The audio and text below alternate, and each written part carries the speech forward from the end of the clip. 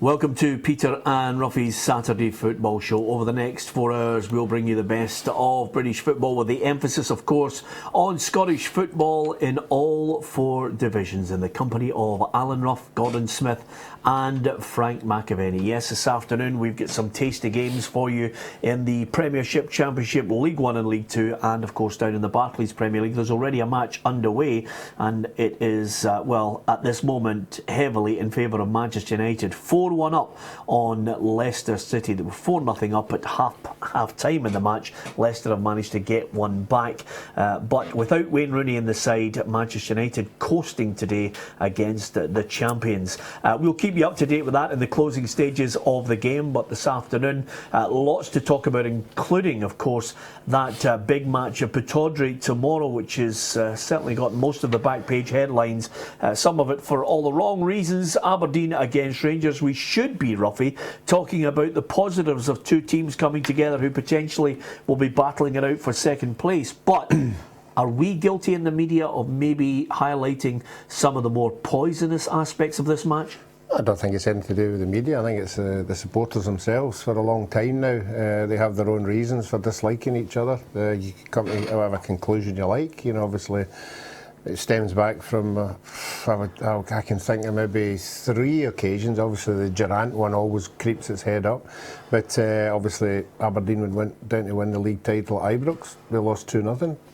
Rangers won the league championship up at Aberdeen. I think it was 88 or something like that. So all these kind of things in the supporters' minds, you know, get exaggerated. And I mean, let's not kid ourselves. It's not just these 2 teams. Do you think Man City and Man United got on well? Do you think Liverpool nil? Everton fans all cuddle each other at games. I think it's just part and parcel of the game. But certain things obviously spark it more than others. Yeah, but I think, Macca, what we're doing sometimes is I'm not saying we're pandering to them, but you're highlighting an element within each support who clearly cannot get to a situation where they conduct themselves properly. There seems to be a real hatred towards each other. Well, I think that's, as Ruffy says, way back, but it wasn't 88, you know, unless there was 2 titles, because I tend to remember picking up the title that year. Yeah. So it wasn't 88, Ruffy, but... 89. Is it 89, was it? Yes. 88, 89. Yeah. let's not be picky. So anyway, yeah. Anyway, let's try and not nail the facts down, Macca. Listen, I've got my stats here. No, you're right, it's been a big hatred with the fans.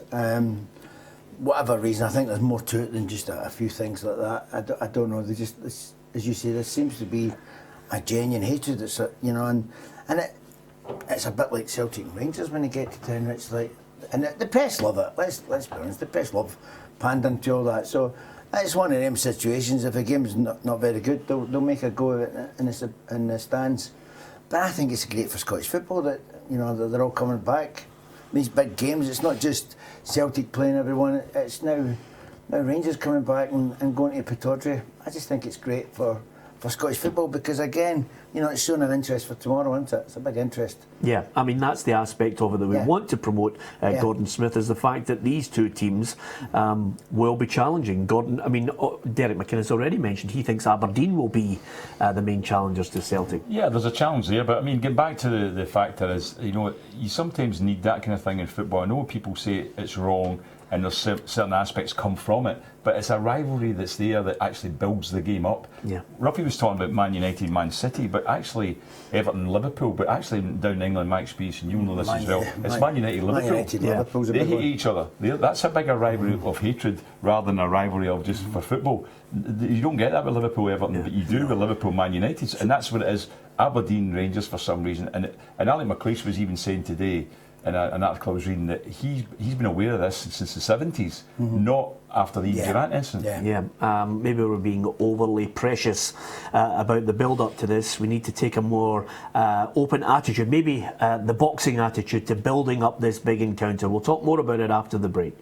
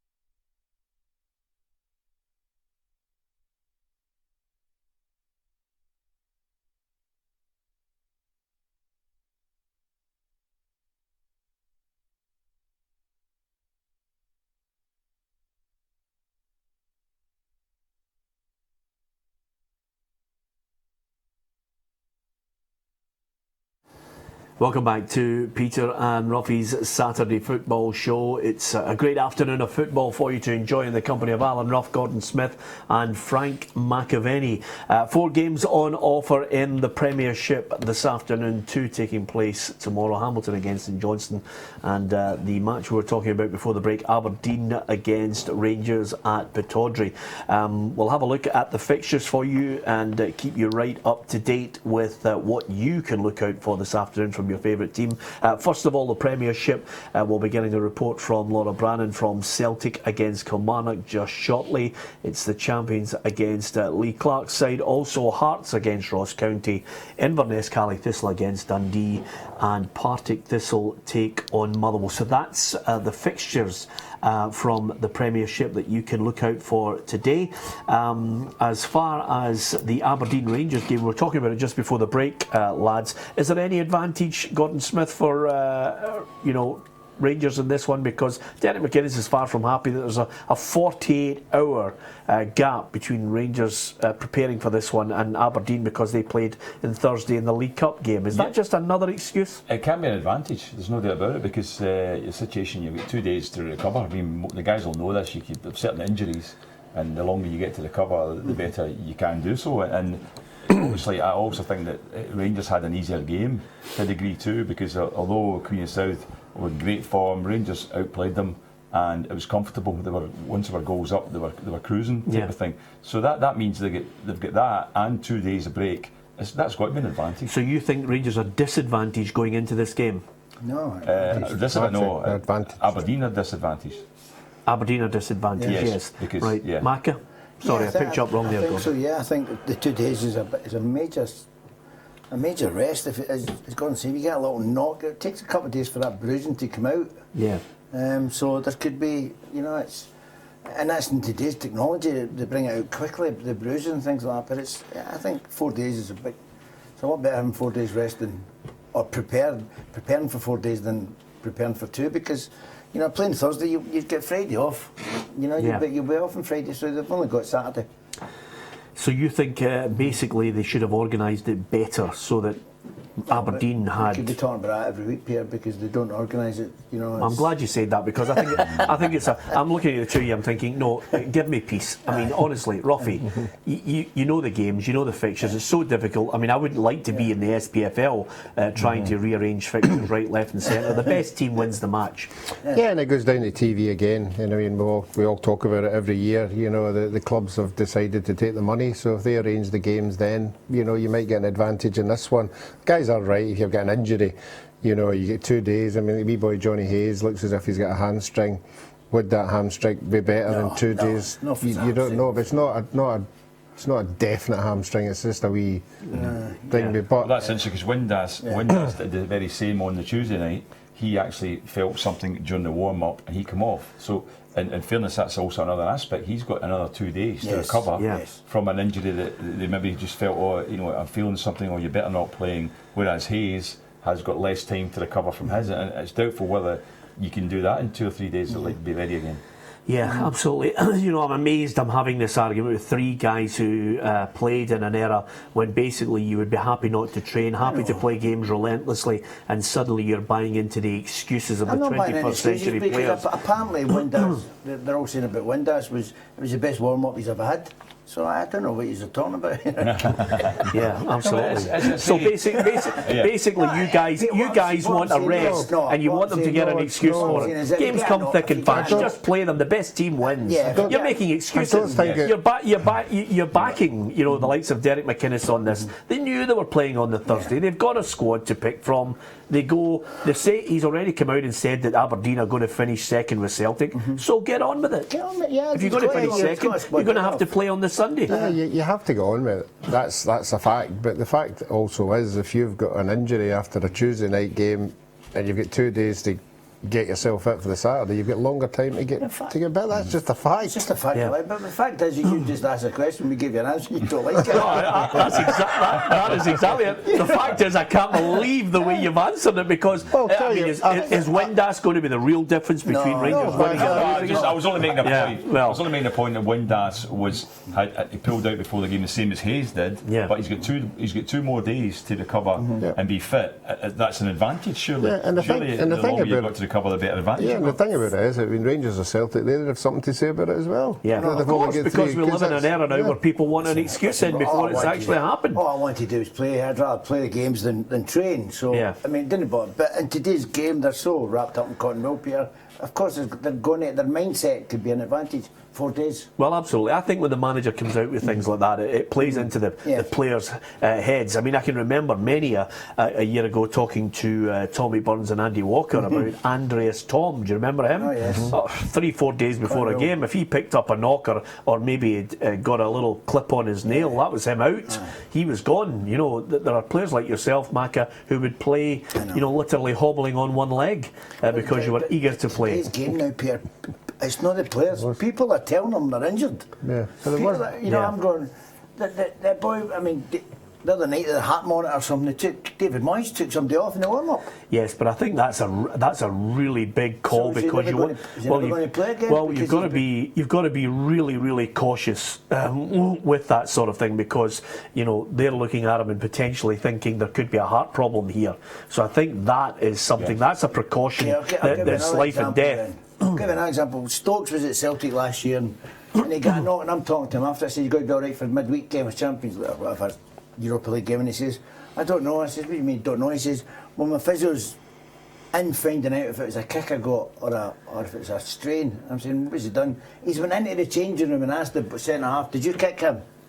Apparently it's different if you get a kick for a strain. I'm thinking, you are having a laugh. Is that what it's coming down to nowadays? So did the boy have a heart problem? No, not at this point. No. I think it was a precautionary measure. And in this day and age, when you consider some of the situations where you do not want to see a player lose his life, if you can have something, if you get the technology to actually spot something that's worrying, if it's the difference between do you ever play football again but you have a life ahead of you, then by all means David Moyes did the right thing. We never did when we played. Well, absolutely nobody not. Took heart attacks when we played. No, I'm sorry, you're wrong, Frank, because quite simply Manchester City, Mark Vivian, Foe, there may well have been something that might have come up on a scan when they were actually looking at players and their fitness, Gordon, that could have. I'm not saying it would have saved his life. It might have if we had that technology. That was after us anyway. I know what you're saying. You can tell. You can't tell that because they brought it in for young people as well, young sports people to be tested, because there is a condition that actually is normally when you're athletic and you're working hard. It strengthens your heart and prevents it, but there is one of the conditions, I forget what it's called now, whereby if you've got this condition and then you're exercising, it can go against you. You can actually have heart attacks and it can kill you. And people have died from it. Even some youngsters have died from this while they've been taking part in sport. So it's very important that we do have the technology in order to help people. Is it multivitamins? Is it something that they're taking? Because no.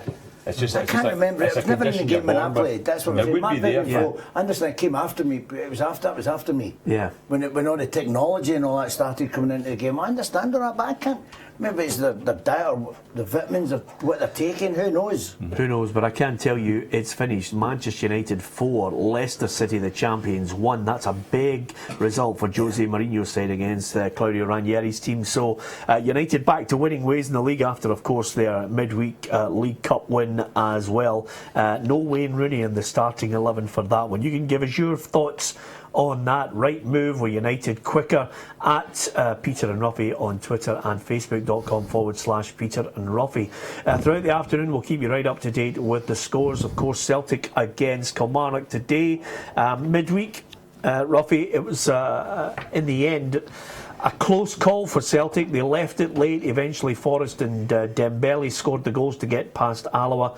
A lot of consternation over whether Craig Brown should still have been on the park. What was your take on it? My take on it was a bad mistake by him to come out to the edge of the 18 or outside the 18-yard line. It's not the first time he's did it, and I said right at the very beginning when Brendan Rodgers dropped him for the use of the ball at his feet, I couldn't get my head round that one. I could get my head round of his reading of the game and balls at that to get through. I don't think he reads it particularly well, and maybe that's what Brendan Rodgers was talking about. Because again, I don't think it was a sending off. I thought it was a yellow card. I think there was players coming in behind him. The guy was going away from goal. These seems to be the rules that the referees judge. If you're not in a goal scoring opportunity, it's a yellow card for me. Yeah, Maka, well, let's be honest about it. I disagree. It's not about whether it was a goal-scoring opportunity or whether there was players coming back. I think it was the nature of the tackle on the player. I think so as well. If that had been an outside player, if that had been a centre-half or a midfield player, it would have been a straight red. He's came out, he's obviously got something in his head that tells him he's got to come out and do these and anticipate these, and he's read it wrong and he's thought, well, and he's just went through it. But it was a lunge. The referee has not got the hindsight or the technology that we've got in front of us to we can watch half a dozen times. Yeah. The referee has made the decision. I just think if it had been a centre-half, the centre-half would have been off. Gordon Smith. That's what I think. Yeah, it could have been potentially a red card, I think, but I think it was. I agree with Ruffy that Craig Gordon made a big mistake in terms of what I don't know what he was doing out there anyway. When there was defenders about there, it's not even in the box. And it was plenty of opportunity for defenders to get back and cover it because he's going wide, the player too. Yeah. So he shouldn't have. I think I can understand why the referees thought it as a yellow card because he's thinking to himself, is this a goal scoring opportunity? It wasn't. There was other defenders there. He wasn't going to score. But I can also see Frank's point of view. But I think I see why it was a yellow because he's going for the ball, foot up high. There's been a collision after it's happened, and I thought a yellow was right. If it had been a centre-half, you'd have... Might have been, but...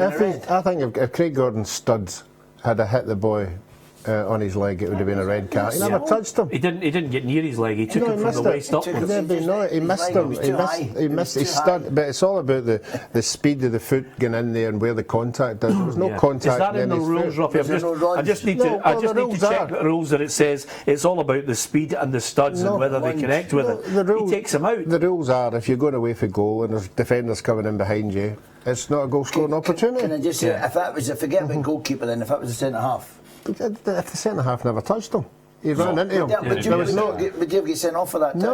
No. Okay, we agree to differ. This is a great thing about this Saturday show today. We're just not going to agree on anything. We're going to argue over everything. The one thing we can't argue over is the selection for the goalkeeper for Celtic because Doris de Vries is back in there. Lustig, Sviatchenko, Shimonovic, Tierney's in there, and then it's Brown, Beaton, Forrest, Rogic, Sinclair and Dembele. Suddenly this team is starting to almost pick itself now because Brendan Rodgers has been glowing in his praise of Shimonovic as well. Yes, he's been saying that. So the good thing about it is he's got changes. I just don't know what's going to happen when Griff is fit. I've always said that I thought Dembele was a better all-round centre forward than Lee Griffiths. He's got more to him, whereas he's not a better goal scorer. He's a better centre forward if people can grasp what I'm saying. Yeah. Griff sits in the shoulders of centre halves. He can beat him to the ball. He'll score goals. Dembele can hold things up. He's stronger. He's a more accomplished, I think. But I would just love to see the two of them play together. Yeah. I would love to see here go and have a go. I don't think they will.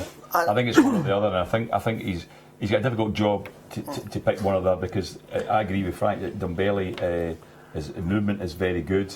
He got the hat-trick against Rangers, which puts him right up there of course. as somebody has to be considered. Yeah. But Griffiths has done nothing wrong in his time at Celtic in the last season or so, and therefore, you're looking for a goal scorer, he's more liable to do it. He's one of these players that, as I say, Dembele maybe offers more when he's not scoring than Griffiths does. What Griffiths offers mainly is his goals. Yeah. So that's the difficulty that he has to pick them. But I think that the big test is he'll be playing his team today, but Brendan Rodgers will also be thinking it to next week as well. He's got who's going to play against Manchester City on Wednesday because that's a crucial game. I think it's got to be Dembele. I think. Yeah, the first home game. So he'll be thinking maybe which one of the two will Dembele be more effective against Man City? That's what he might be thinking, because he does work harder and he links up better than anybody else. And I forgot just to mention that the heart condition I was thinking about, Peter, was cardiomyopathy. It is. Yes. That's what, if anybody's got that. Who do you play for? Yeah, exactly. I know you're a doctor to trade, right? Yeah. But what I'm saying is that's a condition that if you've got that cardiomyopathy, you shouldn't be exercising because it's more dangerous. Whereas other heart conditions, sometimes exercise can improve it. But that's the one that the players have suffered from. Yeah. What about Kilmarnock, the opposition today? If anything, off the park, Ruffy, seems to be more interesting than what's happening on the park. Michael Johnson digging his heels in, he just will not leave the club. No, and everybody wants him to leave. You know, he seems to be the stumbling block for the club to move forward. Seemingly there is investors in the background, people who want to put money into the club, get them back to nearly where they were. But he is the stumbling block until they come up with some kind of agreement that he wants. You know, he'll still be there. I think we were led to believe that he thinks the club's worth £8 million and he wants half of it. You know, where he gets these figures. He's a lawyer, you know, and sometimes these guys just dig in, and somebody will have to come up with some idea of what it's worth to get him out the door. But he was involved in a deal. The debt was quite high with Kilmarnock, and it was in trouble. And even with them, some people were trying to buy into the club, and he wouldn't have it because they were actually virtually saying, "We'll have the debt. We'll take over the debt if you walk away." And he didn't do that, but he managed to get a deal done with the bank, where the debt was reduced greatly. The debt was reduced right down. I think. Billy Bowie was one of the directors who's also a businessman there. He was involved in it, Peter. And what happened was, I think that they got the debt written off, but some of the assets were removed from Kilmarnock Football Club. I think the hotel was changed. A few things have changed, but my understanding is that what Michael Johnson's saying is his deal is tied in to this bank deal that he had, because this bank deal's I think till up till 2019. That he can't leave the club till then. That's what the case he's put forward. Whereas some of the business people don't agree with that. Yeah, I think the overall issue here is I think he's been offered just short of £2 million to go. Yeah. But you know he's still saying no, and whether there are technicalities in there which he is aware of, we do not know. But as far as the starting 11 is concerned for Kilmarnock, you've got McDonald in goal once again. Hendry, Byrne, Scott Boyd, Taylor, Tyson, Hawkshaw, Dicker, McKenzie, and up front Boyd and Koulibaly. Koulibaly, the man from the Ivory Coast, Ruffy, if anything I think could be a threat. He's been the man scoring the goals for Kilmarnock. Yeah, you've just got to keep your eye on him when he's going to do an overhead kick, because every time he does it, he seems to hit the back of the net. He doesn't want to have a straightforward shot at goal. But tell him you've got somebody like that, you've always got a chance. But today I think it'll be backs to the wall. You know, although Celtic only beat Alloa 2-0, they had 27 shots at goal. A lot of them weren't on target. And it'll be the same today at Kilmarnock. I think James McDonald will have to come up with another fantastic game. I mean, Celtic might just win 1 or 2-0, but they've only had one win, Kilmarnock. But the last 3 games, Peter, 3 draws, which shows that they're actually, you know, they are competing with teams. So you know, they feel as if they can go to Celtic and put on a show. I mean, last season they actually got a 0-0 draw, and the only game they played at Celtic Park was 0-0. Get the game stopped, and I understand, and you know, and I just keep reminding people this is an entertainment sport. Yeah. You know, and people come and shop and just don't let anyone play, and they get praised for it. You know, like I just can't understand. That's what this is a fantastic show today. Yes, it's an entertainment. It's not an entertainment for Kilmarnock, who have got less of a spending power to come and entertain the Celtic fans. Yeah, it's Kilmarnock's responsibility to work out. It's Kilmarnock's responsibility to work out a way to defeat their opponent. And they have to use the strengths that they have to try and outfox their opponent if they decide to play an all-out attacking, so that all the Celtic fans can have an entertaining game. I'm saying there's a lot of good players in the Kilmarnock team. They must be saying, let us go and play. Let me go and show what I can do. You know, when I was playing with St Mirren, we used to get let play. We had players there that just wanted to go and play football. Now, why can't they do that when you get the ball? There's nothing wrong when defending when you've not got the ball, but see when you get it.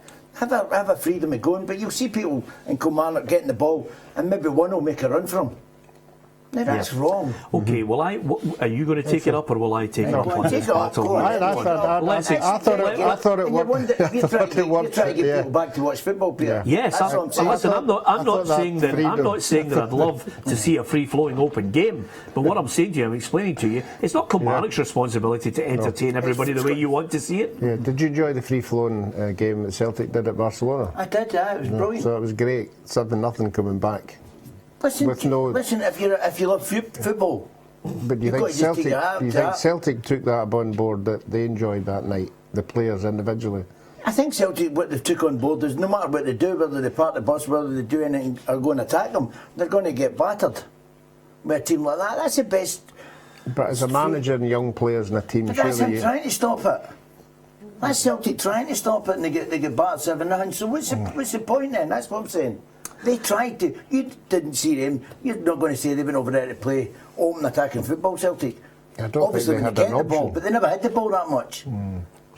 I think, Gordon, you're remaining silent on this, which either means that you're having a mind blank or you've got no opinion, which would be a first on this programme. Yeah, no, I have got an opinion. I think that a manager, if you're a manager of a team and you come back and you come out after the game and say, you know, I know we got beat 6-0, but I'm sure the fans must have loved the football today. I never said that. You are saying that. No, I'm not saying that. You're saying that your job is to entertain. So you say, can you take credit for entertaining if you get hammered? Can you though? Listen. If you get hammered, can you take credit for that, Frank? You can't. Right, well, what you're trying to do is if your players are not of a standard that are against the opposition. Players that are out of standard then. Well, they don't have the money. They don't have the money. How much money is Kilmarnock going to spend to compete with Celtic? I mean, we're in a debate right now, Frank, of whether Kilmarnock are on the edge of going into administration if some of the investors decide not to invest £750,000. £750,000. You know, and the manager, Lee Clark, has come out and said they won't be going into administration. They can still survive. He's been in this movie before at Birmingham. But, you know, how many times have we heard, Gordon Smith, over the last decade, managers, players, board members come out and say, no, it's all okay here. There'll be no administration or liquidation. Yes. We've heard that quite a few times. I've heard it a few times, as I say, and I just think that you have to set yourself up, your team up, in order to say, I don't want to be embarrassed here today. Damage limitation. We have to go and play the way we can play. Maybe hit them on the break, get something from it. And if you go to Celtic, they got credit last year, Kilmarnock, for that 0-0 draw, because Celtic couldn't open them up, and they got credit for it. So credit from who? From the fans and things.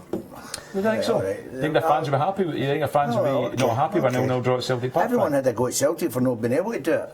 Celtic got criticised for that. Yeah. But Kilmarnock didn't. Kilmarnock didn't get criticised because they played a way that got them a result. Maybe that's why they're in liquidation, and because they've not got enough people coming through the ground. Can I just clarify something? Kilmarnock are not in liquidation. They're nowhere near it.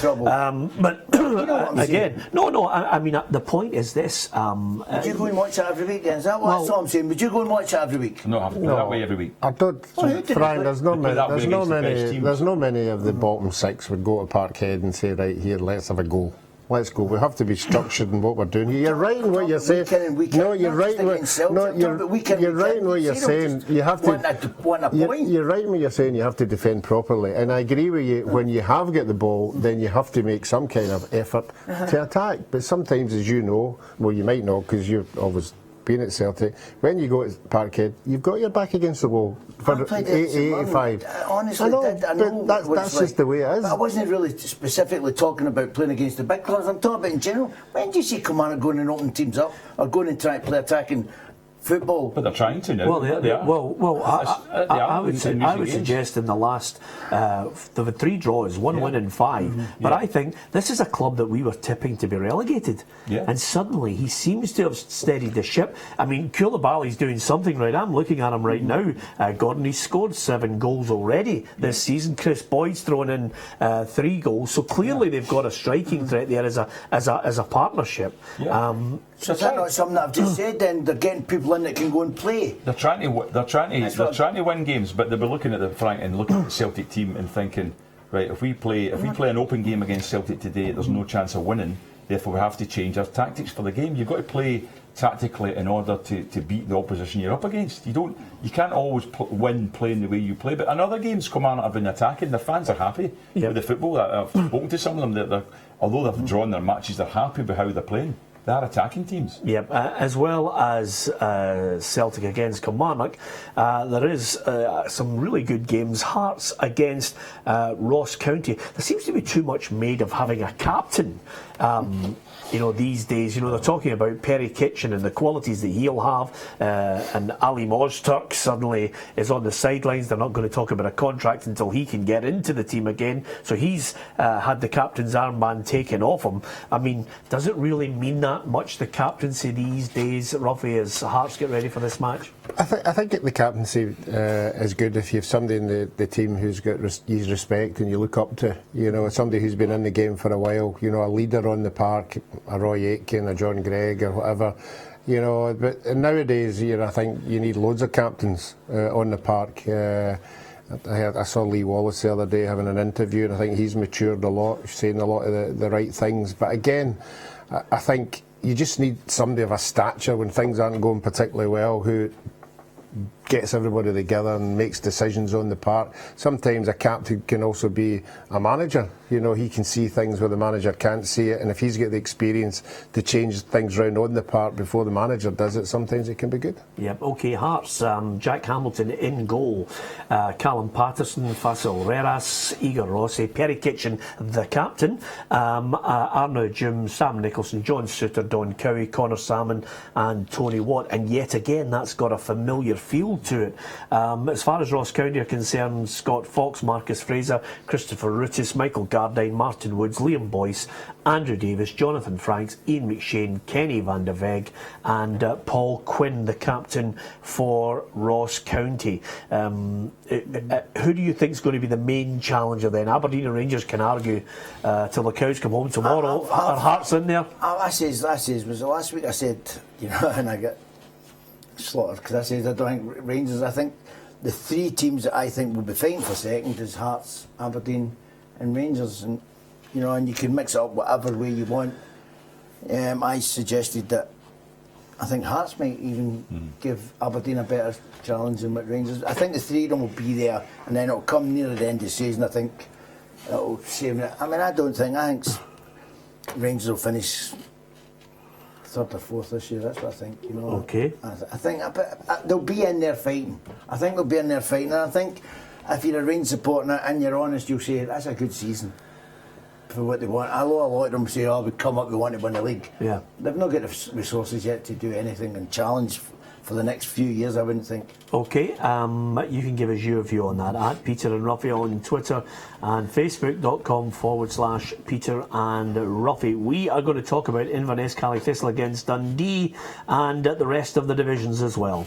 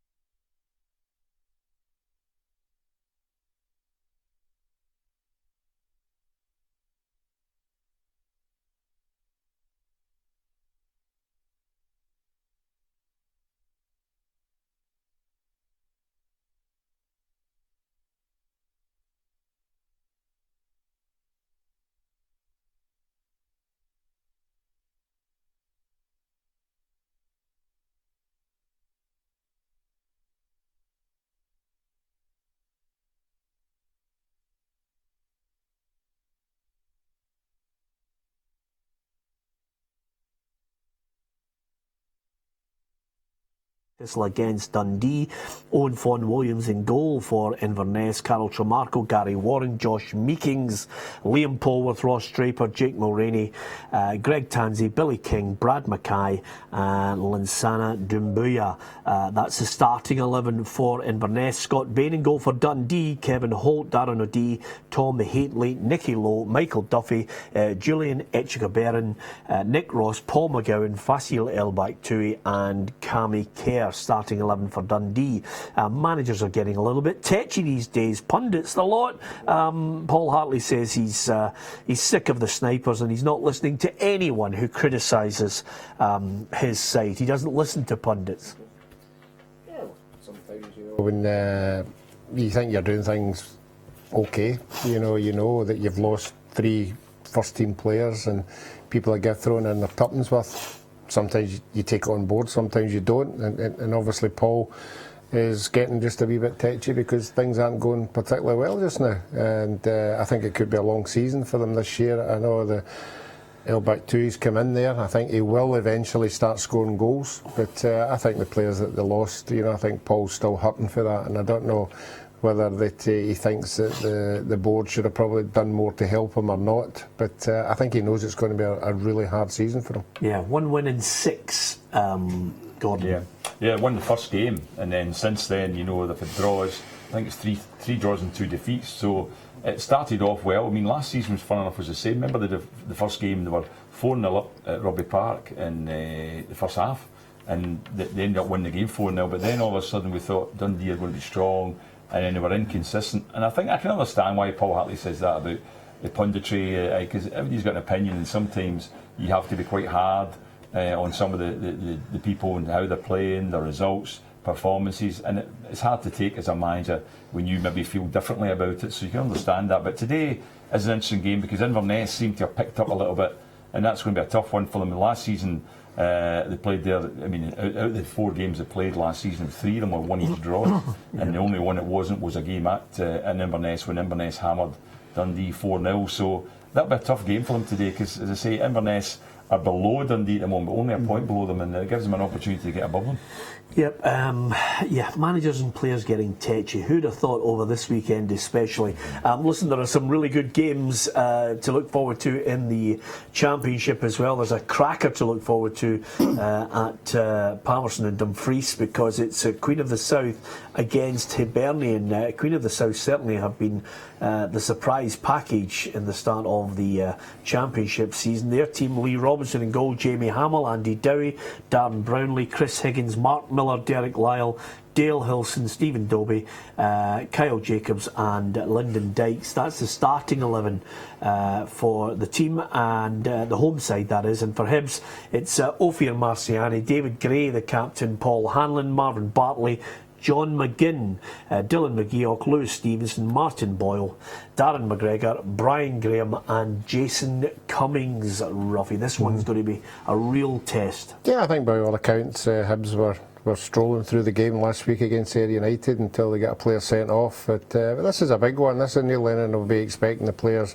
to bounce back for that. That's the first time I've heard the Queen of the South team being read out.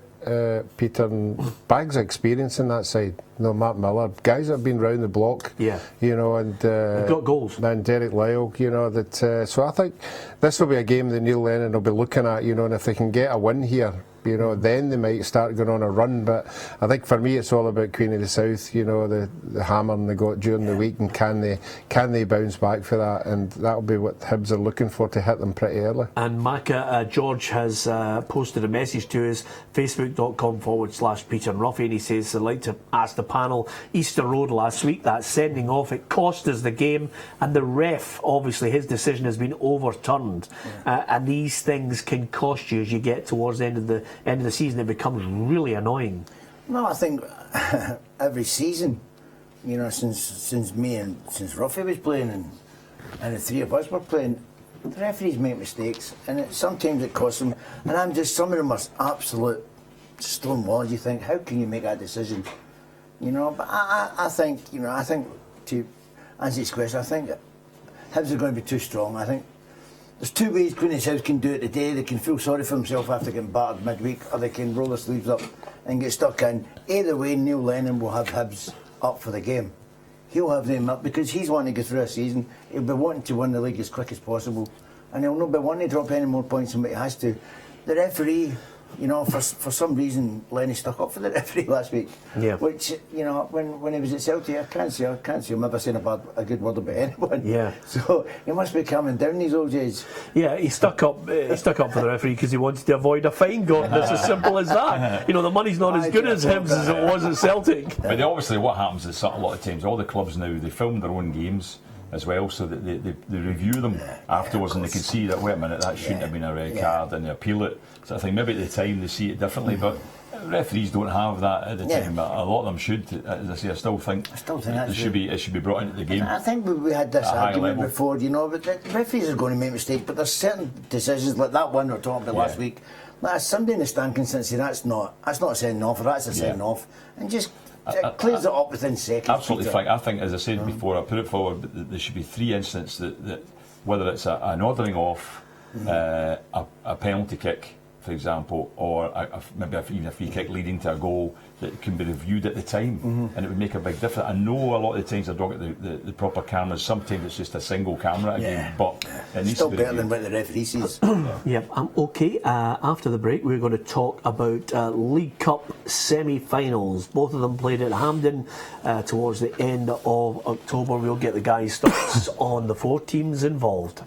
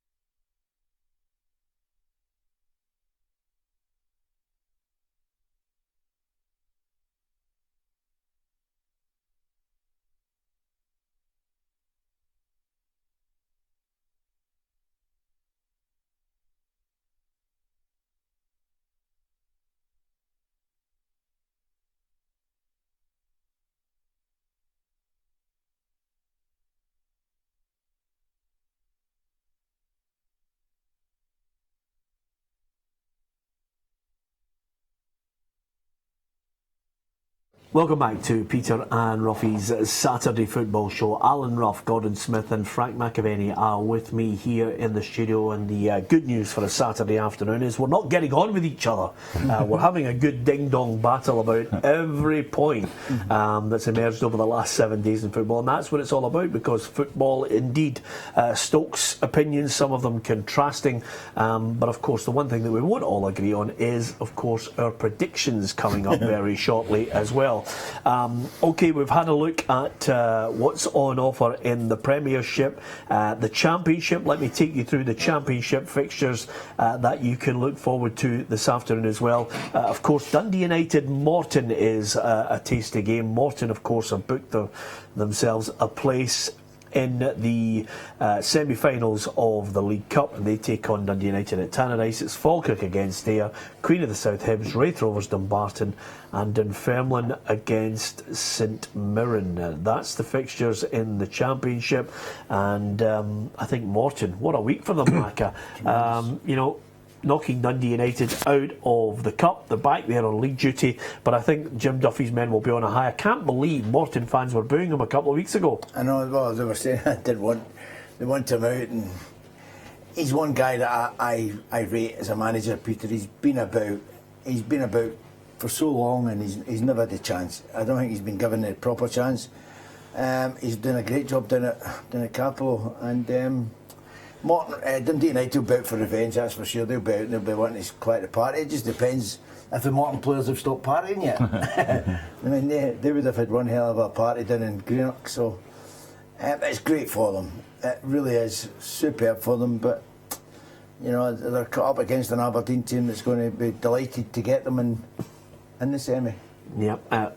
Let's look at that semi-final lineup. Suddenly you've got Morton against Aberdeen and you've got Celtic against Rangers. There it is, Gordon. Yeah. The Morton-Aberdeen game kicks off at 12:15 on the Saturday at Hampden Park, and the Celtic-Rangers match 23rd of October, the Sunday at 2:15. What's your thoughts on that? You've been in the inner sanctum of the SFA at times when they're looking. This one, of course, is an SPFL decision. Yes, it is. I mean, I don't know whether it's just a lot of times that the games have to suit TV. There's no doubt about it, and I feel sorry for the fact that the once again the first game, the Morton Aberdeen game, it's at Hampden. I wouldn't have had that game at Hampden.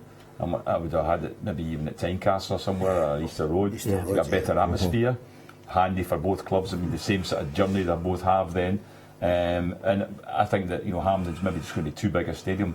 But all credit to Morton, they're there, fantastic. But I think we all saw that there was an interview getting done with the St Johnstone manager after the game on Thursday when the draw was made, and we heard a big cheer coming from the Aberdeen dressing room when the draw was made, so it was almost clear to think, well, they're quite happy with that. They're delighted to get Morton, aren't they? Yeah, Stephen McLean certainly wasn't happy with the Aberdeen dressing room, Macca, because the door's open and they're all going mental, but that's football, surely. It's football, and you know, and the door was left open for a reason. That you've just got to take it on the chin.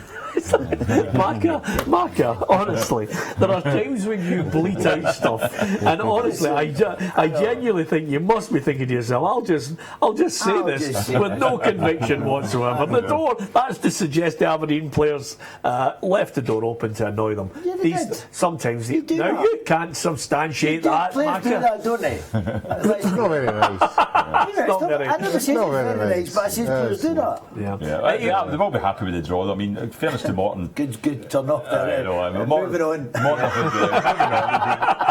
Morton had a good for the first win in the league last week, but I mean, they were getting booed because at the start of the season they were not winning games. No. I mean, the 3 draws and then 2 defeats. Yeah. Then they get their win, and then to beat Dundee United, although it's a team in the same division as them at home, it's still a great result for them to get through to a semi-final. But you would say it would be a total shock if Morton get to the final. I don't think they do. Okay, and of course, you know, I mean, it's only 4 weeks away. I don't want to start the build-up for the Celtic Rangers game. I agree with Gordon that as a venue, they could have looked at Tynecastle. They could have looked at something like that. Right? Can Aberdeen fans can't get a train down in time or something? That's right. If you move it to Tynecastle, move it to maybe a 10 o'clock kick-off. off and let's just see how hard it is to get to a game. With all due respect, these things are set in stone. I think, honestly, I could replay the same argument every year from now, going back to the 90s, the 80s, the 70s. Hampden Park is there. It has a contract to handle the semi-finals and the final, so get on with it. It's not moving to Tynecastle. Time-wise, Peter, that's what I'm talking about. Yeah, I think you're right, Mark. I think we're well aware that football has moved on. It's not about the fans. But if you're a fan of particularly Aberdeen, surely you're just going to enjoy the day. Surely you're going to make arrangements. You're going to, it's there at 15:15. You're going to make a day of it. You're getting a semi-final. You do, but you get trains. People jumping different transports. And the motorway coming down for Aberdeen is going to be an absolute chock up. 2 hours. I think so why don't you make it 3 o'clock now? I think it's slightly unfair to Aberdeen. I have to be honest with you. I mean, it is, and you're asking Inverness fans sometimes to try and get down in these early kickoffs. It's not fair to the people from the north, and I think we've got to try and get a balance here. But again, TV, you've sold your soul, and we are part of the media industry, and we've, obviously in every TV company and radio company, TV especially, they want kick-off where they think they can maximise their audience. So, if you buy into that, then you have to pay the consequences as well. Let's look at the Premiership. This is what you have on offer on the Saturday afternoon at Celtic Park. It's Celtic against Kilmarnock, 3 o'clock kick-off, only moments away. Hearts Ross County, Inverness Cally Thistle against Dundee, Partick Thistle against Motherwell, and the 2 games tomorrow. Aberdeen against Rangers at Pittodrie. Let's hope we're talking about all the football on the park and nothing else. Hamilton against St Johnstone on How the Rangers fans going to go up to that game for 1 o'clock? That journey is up there. Yeah, I'll tell you, with consummate ease they'll get up there. Some of them are setting out there now. What about the Championship? Here's what's on offer. We've already mentioned that very good game at Palmerston, Queen of the South against Hibernian, Falkirk Ayr, Dundee United Morton, Wraith Rovers against Dumbarton, and Dunfermline against St Mirren, 5:15. In League One in Scotland, as the matches get ready to kick off, Airdrie against Albion Rovers, Brecon Peterhead, East Fife Livingston, Queen's Park against Stranraer, and Stenhousemuir against Alloa. And in League 2 with the 3 o'clock kickoffs today, here's how the fixtures look. Annan Athletic against Edinburgh City, Arbroath Cowdenbeath, Clyde against Forfar, Montrose Berwick, and Stirling Albion against Elgin City. And as you approach 3 o'clock, the Barclays Premier League, 1 match finished at the early kick-off at Old Trafford. It was Manchester United 4, Leicester City 1. What an emphatic victory that was as well. Paul Pogba scoring his first goal for United on his return. Bournemouth Everton, Liverpool Hull, Middlesbrough against Tottenham, Stoke City against West Brom, Sunderland Crystal Palace, Swansea against Manchester City, Arsenal against Chelsea is the 5:30 kick-off, and it's West Ham against Southampton. Okay, we have a treble in our midst. I've gone for Hearts against Ross County. Who has gone for Dundee United against Morton? I have went for Dundee United against Morton, based on obviously Morton's exploits at the weekend, which we've already discussed. In midweek. Yeah, I think they might just suffer for that. Obviously. What's the price you got for it? You get a price for it? Peter, of 1 to 2. 1 to 2. Yeah. We don't care about prices. I'll get you a good move. We don't care about prices. Absolutely. We just want to be winners.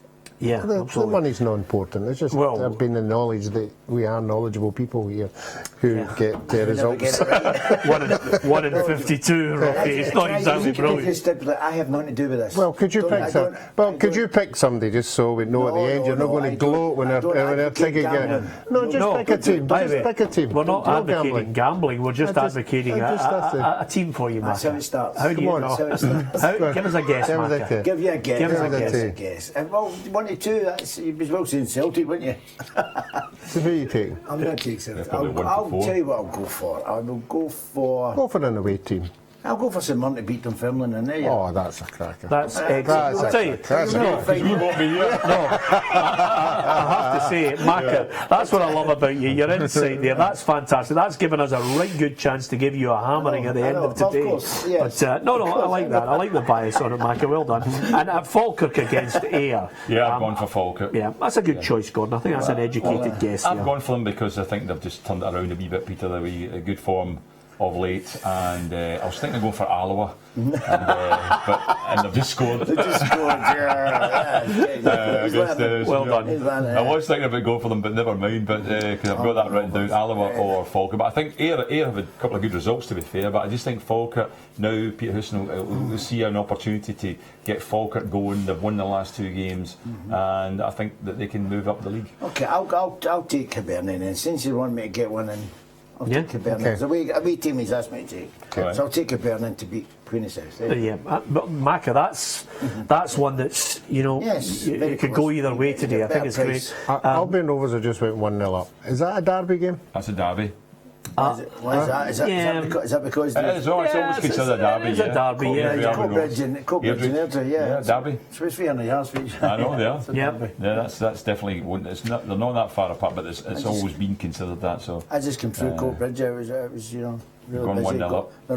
It was empty. They're all into Airdrie. and of course, no fallout for Alloa. They just keep on motoring. I am amazed that St Mirren haven't made a move for Jack Ross. Well, Billy Davis has been interviewed on 2 occasions for this one, but I'm amazed that St Mirren did not go and chap Alloa's door. No, I think they're going for experience. Yeah. That's what I get told, and I get told there were odds on Gus McPherson there. Yeah. That's what I get told. Well, I'm told that it's between Gus McPherson and Billy Davis. I don't know if I'll tell you, the 2 guys with like tremendous experience. Why not? He's not been in the game. He's not been anywhere for 2 years, and he's very outspoken. Which maybe they'll take to. Maybe Billy's very outspoken. I think what St Mirren need now is somebody that knows the club, somebody that can go in there, steady it, and move them up. Do the St Mirren fans need to be convinced again about Gus, because they reckon that he didn't play the football that they wanted? I think that's very, very unfair. Yeah, I think he did well there. I think they recognised that more after he was away, Peter, that he had done well. A wee bit the same with Daniel Lennon. Daniel Lennon won a trophy as a St Mirren manager, didn't he? So he was unfortunate as well. So I think that they've made a lot of changes of late, and I mean I think they've had five managers in the last is it 2 years? Is it or less maybe? So that's you don't get any continuity there. You need to have somebody in and give them a chance. I still think Alec Ray was put out too early. Yeah. Ruffy? I don't know about this new owner. Obviously reading a couple of things, he looks as if he's a new school owner who might come out of left field, who might think, well, I'm not listening to everybody, I'm going to pick my own guy. I think the supporters might get a wee shock that somebody that we're not obviously talking about. It might be. If they're going to be young, I think Jack Ross is ideal. I don't think they'll go young. I think they'll. Well, all right, Tommy Craig had all the experience in the world, but he's not number one now. Tommy's was never going to be a number one. I think everyone knew that. I think they'll go for somebody with experience. Well, listen, the Heung-min Son has scored for Tottenham at Middlesbrough, so they're a goal up in the Barclays Premier League. Shane Sutherland has scored for Elgin City against Stirling Albion, so they're a goal up as well. The goals flying in, that's what it's going to be like over the course of the Saturday afternoon. We're going to keep you right up to date with the goals as they hit the back of the net, and we'll get reaction from Frank McAvenny, Gordon Smith and Alan Ruff. So did we predict a shock at anyone? Celtic Kilmarnock, or is it a home win again for Celtic, who I think over the last 18 games unbeaten at home, just I think in all competitions. Yeah, I mean, I know I spoke about earlier on, said Kilmarnock actually got the 0-0 draw last season at Celtic Park. A bit of a shock, that was under Ronnie Dyler, but I think they're stronger this year, so I do think that Celtic will win this game today. I'm not, as you know, I'm not up in stats 100%, but I think I read somewhere is Scott Sinclair going for some kind of record today. Yeah, consecutive goals. Six league goals. League League goals, yeah, I think he will, yeah. Yes, Yeah, well, he scored 6 already, and I mean, you're looking at Dembele scored 8, Griffiths has scored 7. I mean, it's a good return from these guys who are chipping in with the goals. Even Tom Rogic, I was looking at, has chipped in with 5. I see, I thought 4. So, but that's what, when Brendan Rodgers took over, that's what he said. He wants different people. The one thing about Griffiths playing up front when Ronnie was there, nobody got up close to him. Whereas now he's bought Sinclair, who's got the pace it makes, and Rogic pace gets up close to him.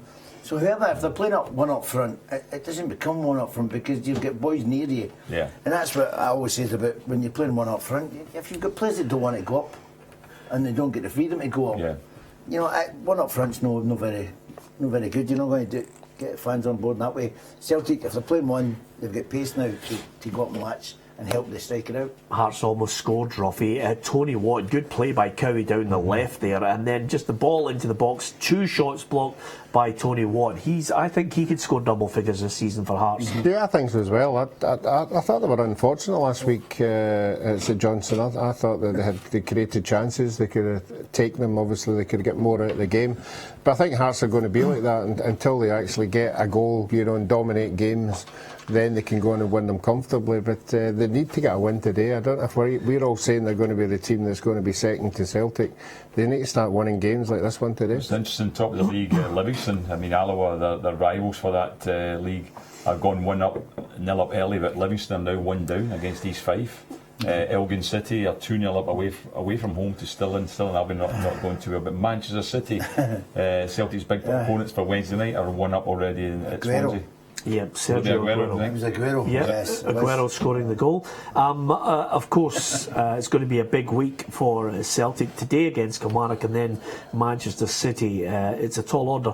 Let's hear from Brendan Rodgers, the Celtic manager, on that. Of course, he's getting ready for Manchester City off the back of a 7-0 hammering by Barcelona, and he's been talking about how the players have to handle the difference of domestic football to the demands of a higher level at the Champions League.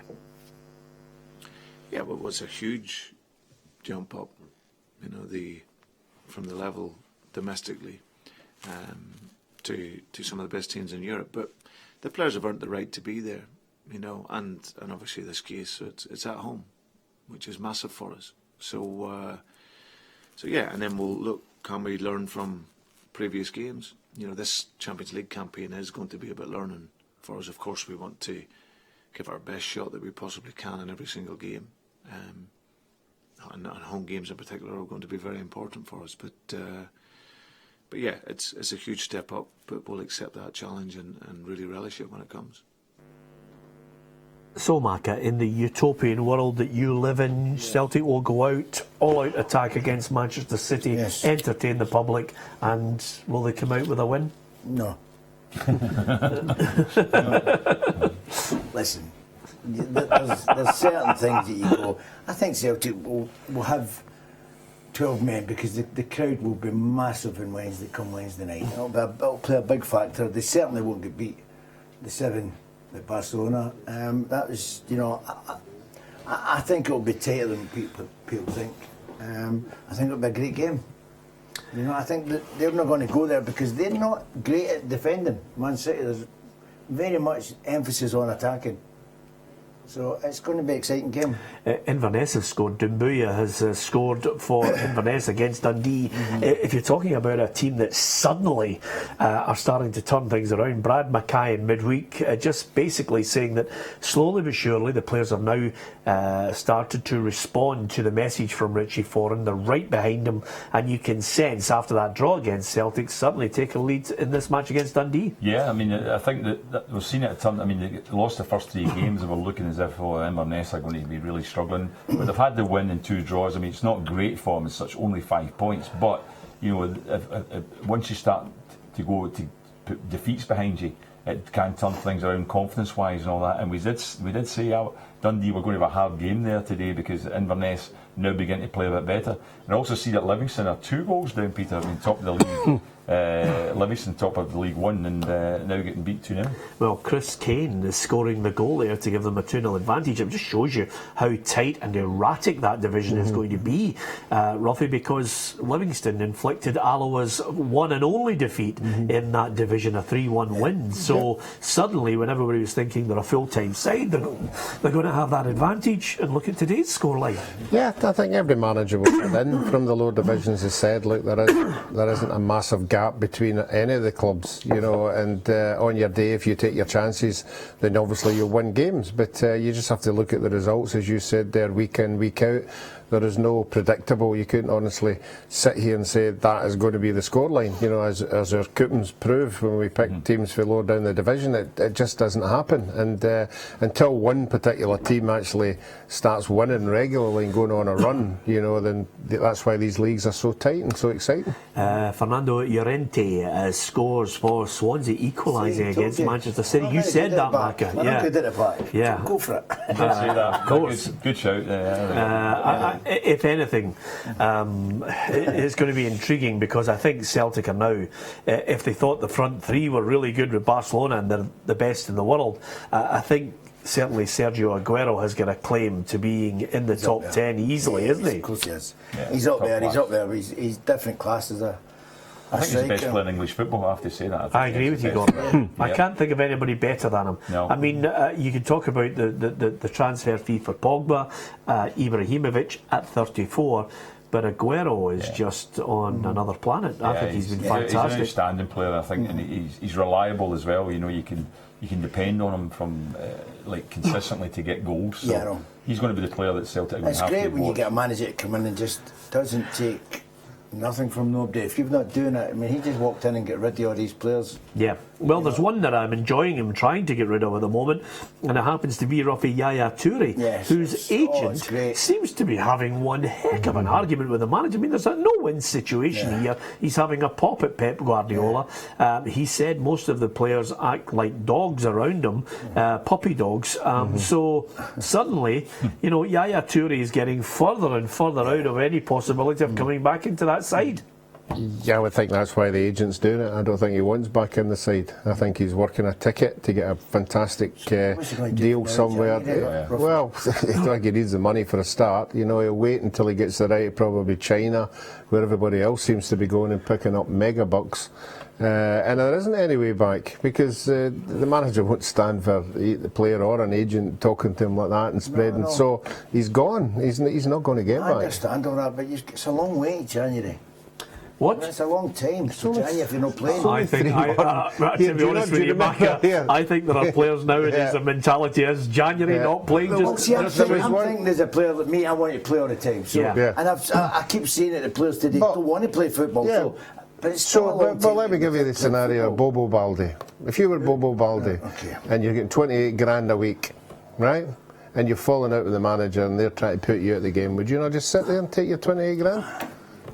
Some people, as you say, don't need the money, so you want to just go and play. Yep. I would just want to go and play. Yep, and by the way, not all players don't want to play. It's just a certain few, and they are not necessarily foreign players. There are home players who fit into this as well. I'd like to just players don't get 28 grand. Clarify. Well, you'd be amazed some players do get it, but don't want to play. Let me tell you, Kevin Mackay has scored. Wraith leading by a 1-0 against Dumbarton. So Wraith Rovers incidentally had to bring in Liam Smith, an emergency cover as a loan from Hearts. That's unusual, bringing in an emergency defender, Gordon. Yeah, it is actually. I mean, I think probably Wraith. I mean, they started the season so well. We were talking so warmly about them. 3 wins in a row, and then since then they haven't won a game.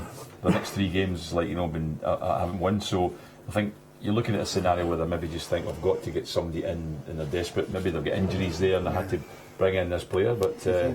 You think Celtic might have tried it when they could beat 7-0 off Barcelona? Bring in an emergency defender. Yeah. Well, I think that's exactly what I was thinking, Gordon.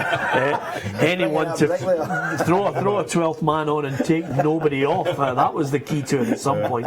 But again, what a tremendous learning curve. Listen, here's the point, Ruffy.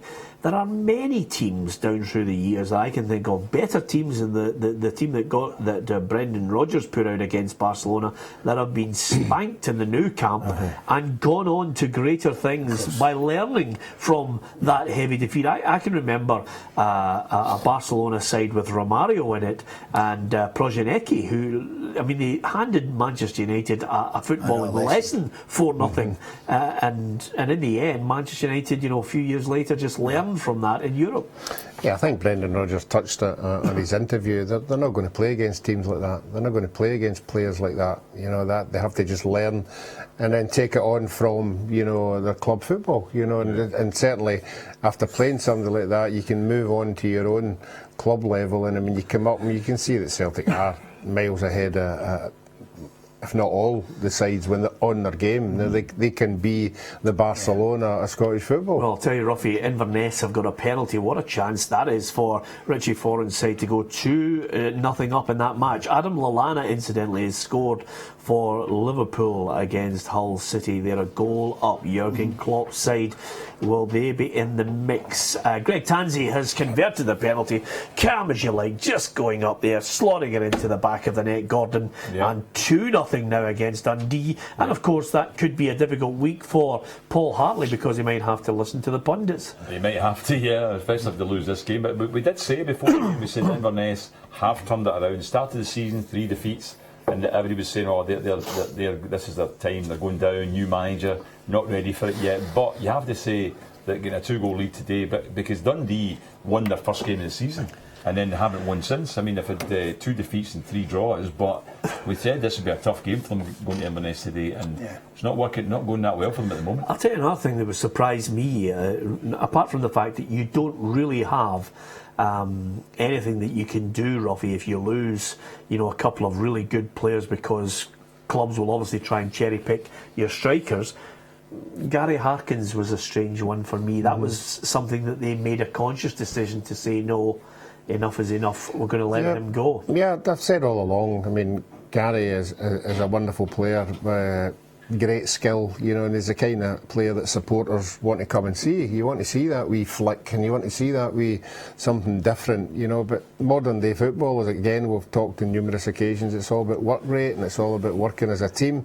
He's obviously lost his 2 best strikers, and now he's got another sort of a midfield come striker whose work rate isn't as good as the ones he's just left, and he obviously doesn't fit in to the style of play that Dundee are trying to play just now, and obviously injuries as well and all these things come into consideration, and he's moved on. But I think if he stays injury free, Ayr United will be the team that will benefit, because I don't think there's enough characters in the game now. I think you look at teams and you're looking for something special. I think when Dundee United, when the wee boy who isn't playing just now, is it Mackay Stephen? Yeah. I think we were all raving every time something would happen on a Saturday, if a wee flicker, they'd flick it over somebody, and we'd all be raving about it and talking about it, all whatever it is.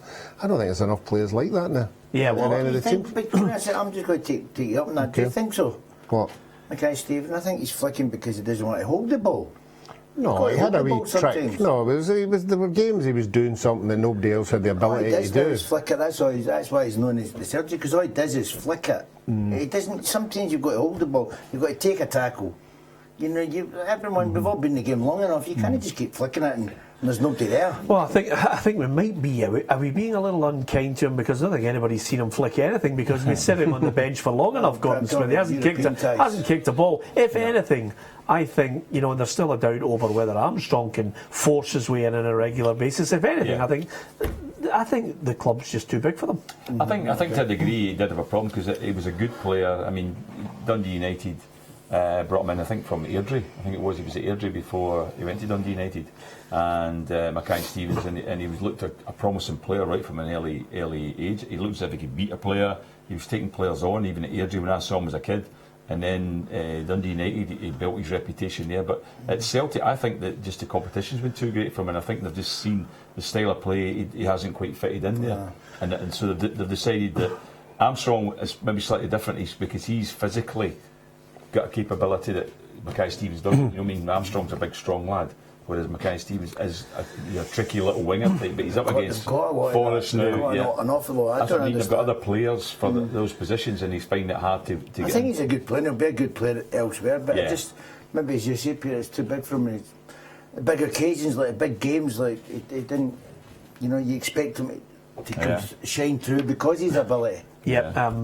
So Jason, you need more than that. Jason Cummings and, of course, Paul Hanlon, two key players for Hibernian. Both of them have had good chances in the last couple of minutes, Robbie, just haven't been able to convert the ball into the back of the net. I can tell you that Heung-min Son has scored again for Tottenham Hotspur, so certainly he's having a great day, the Korean, for Mauricio Pochettino's side. They're 2-0 up now.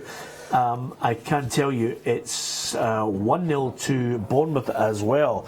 Junior Stanislas has scored. That's 1-0 up against an in-form Everton side, despite that League Cup defeat. And I thought, great class from the Everton fans, Gordon Smith. They gave Stephen Naismith a superb reception when he came onto the park. I think it was fantastic because, as I say, that shows you that they appreciated what he did. I mean, he worked hard for them, gave his all, and he did well.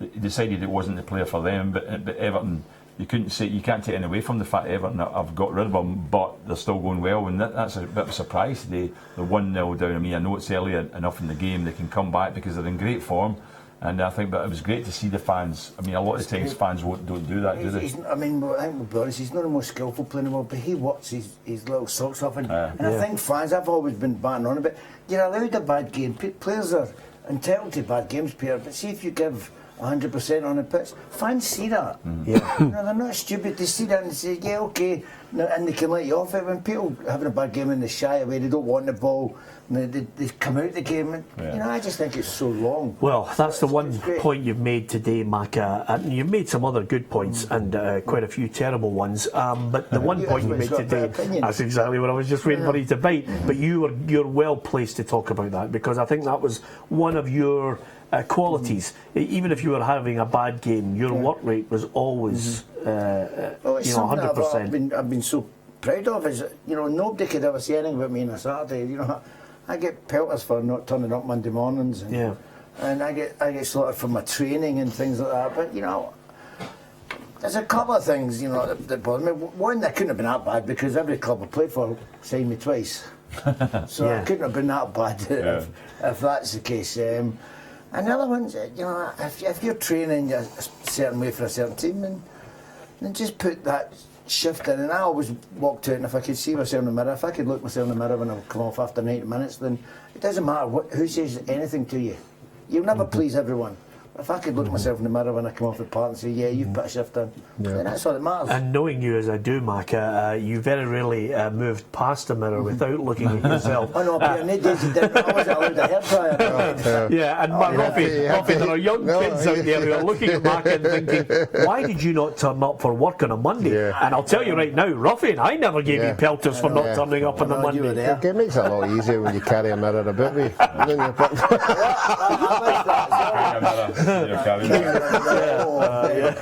Absolutely. Macca. That doesn't exist now either. And there are other good perfumes that boys can wear. But just covering my tail there.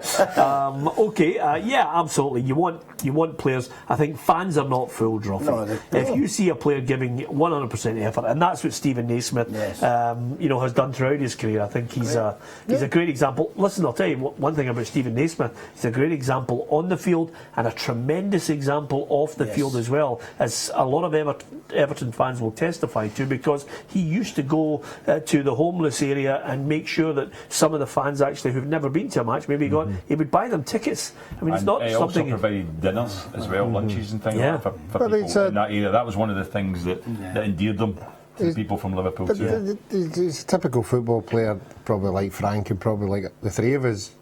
You don't forget your roots, you don't forget where you come from, you don't forget what you've been brought up or where you've been brought up. And I think we'd all agree we all came from working class backgrounds. We all know what it like is when you're young, what you're going through and what if you're not privileged enough to have, you know, what a lot of people have. And so then if you don't forget that, people respect you, you know, when you come up against them, you know, and you talk to people. But I think the telling point would be the players that he's obviously played with as well. You know, when you've got somebody like that in the dressing room, it's just a joy to be about, rather than somebody who's going behind your back and talking about you and causing mayhem. Well, it's a great point you make, Robbie. Do you miss being working class, Gordon? No, you're not working anymore. Listen, I'll tell you the one thing that I'm looking at as far as the Premiership is concerned. No goals at Celtic Park, so clearly have set their stall out, Gordon. They must have done what they did last season, because as I say, they got a 0-0 draw. Can I ask you a question? Do you think there could be a possibility of I mean, as a player getting battered 7-0, well, obviously the best team in the world, but it could be a hangover from that. There possibly could be. I mean, Celtic's performances haven't been great since that game. If you think Inverness the draw, and then Alloa during the week, late goals. You know, you could be right. It could be a bit of a, from being on a high. I think that was the strangest thing about the Celtic Barcelona game, because they went from a total high of being beating their main rivals, Rangers, hammered them, taking all the credits they were getting from it, going out to this big game out in Barcelona saying, you know, we're not scared at all. That was the pre-match stuff they were saying, we're looking forward to it, we're not afraid of Barcelona at all, and then they get hammered. Well, I think the other thing that you've got to do, and sometimes we are guilty of having almost a knee-jerk reaction to each individual result and then not looking at the bigger picture. And I don't think anyone is fooled, Droppy, with what the state Celtic are in at the moment as far as this building project that Brendan Rodgers has for the team. They're very much in the embryonic stage of trying to build a team, trying to get a set pattern of play. And I think quite a few of us looked at the Celtic side and thought there were still one or two players that he should have signed before the window closed that he didn't sign. I think Šimonović, if he can steer clear of injury, might help him solve the defensive problems, but I still think they're missing a playmaker. Yeah, and I think, I mean, I don't think they're saying right. They aren't a one-trick pony. They've got other players, but if they had that playmaker, if they had that player that we all like to see, who can get the ball, look up, field a pass, you know, I don't think the Brown or Rogic are in there have that ability to do what all the good teams have got. That good midfield player who can just light up the whole team and do something special. And Celtic have had these players down the, and that's not to say that he probably had 4 or 5 names on his sheet of paper, but he just couldn't get them at the right time. Similar to Man United with Rooney, because I think that Fellaini plays, Rooney can't play. I don't think, because Fellaini's not a passing player, he's more direct. But as we got Carrick in there, Rooney stays up forward because he knows that he can.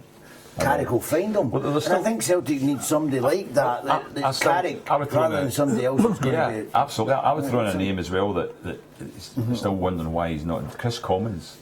Like, you know, still he's not getting energy. He's still not getting involved, though, but he's a match winner. Well, he's gone. No, I don't think there's any way back. I don't think there is either, but I think you still look at it, Peter, and think at that level against teams in the Scottish League, Chris Commons could make a difference. I'll tell you, it's going to be a big afternoon for Hull now. El Mohammadi has been sent off and James Milner has scored from the penalty spot. So now Liverpool are 2-0 up at Anfield. That's going to be a long afternoon if you're down to 10 men, and Liverpool in control. Lallana with the first one and James Milner converting the penalty, and Hull down to 10 men for the rest of the match. Only goals that are being scored at the moment in the Premiership is up at the Tulloch Stadium. I know. I'm looking at the top 2 divisions. There's 2 goals in the Premiership, both from Inverness, and there's only 1 goal in the Championship so far.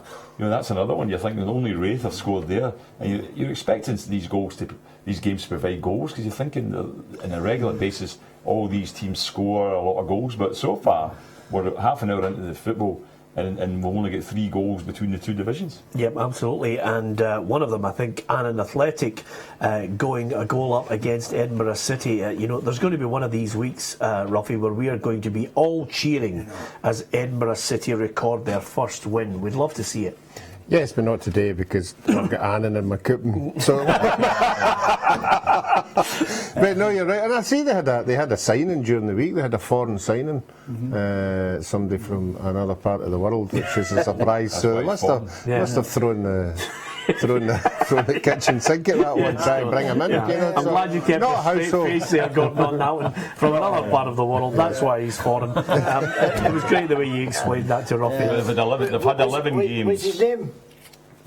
No, I just know he's a foreigner. They've had 11 games in Edinburgh and they've had 10 Celtic 10 nil, defeats in a draw. Kilmarnock 1, Gordon Smith. What's happened is Macca's words were actually transmitted into the Kilmarnock dressing room, and they said, Macca says let's have a go, and they all went out there and had a go. So Killie are leading by a 1-0. Wow, a bit of a surprise that one, but their tactics must be working. They're keeping it tight, hitting on the break, and that's exactly what you should be doing when you go to Celtic Park, because you're always up against it, but you know that if you can go, most teams, I mean, even before I went to Rangers, we used to go to Robbie Park, I go to Ibrox or Celtic Park and think, if we can hold this for 20 minutes, 25 minutes, the fans will maybe actually start to get to their own team. You know, and it does happen sometimes, but that's a bit of a shock that Kelly are going 1-0. Well, he spotted Doris de Vries off his line, and he has lobbed the goalkeeper. Wow. He's lobbed the goalkeeper, Koulibaly. He scored his 7th of the season. He's been a fantastic signing from them, the man from the Ivory Coast. Yeah, I was going to say that. Please. But again, I've still to see this goalkeeper making a save. To tell you the truth, you know, he might be great in everything he does, but I'm not convinced yet that he is the number one. And it'd be interesting to see. Obviously, we haven't seen the goal, but it'd be interesting to see if Brendan Rodgers sort of digs his heels in by saying he's my number one. I don't care what he does, he's not coming out.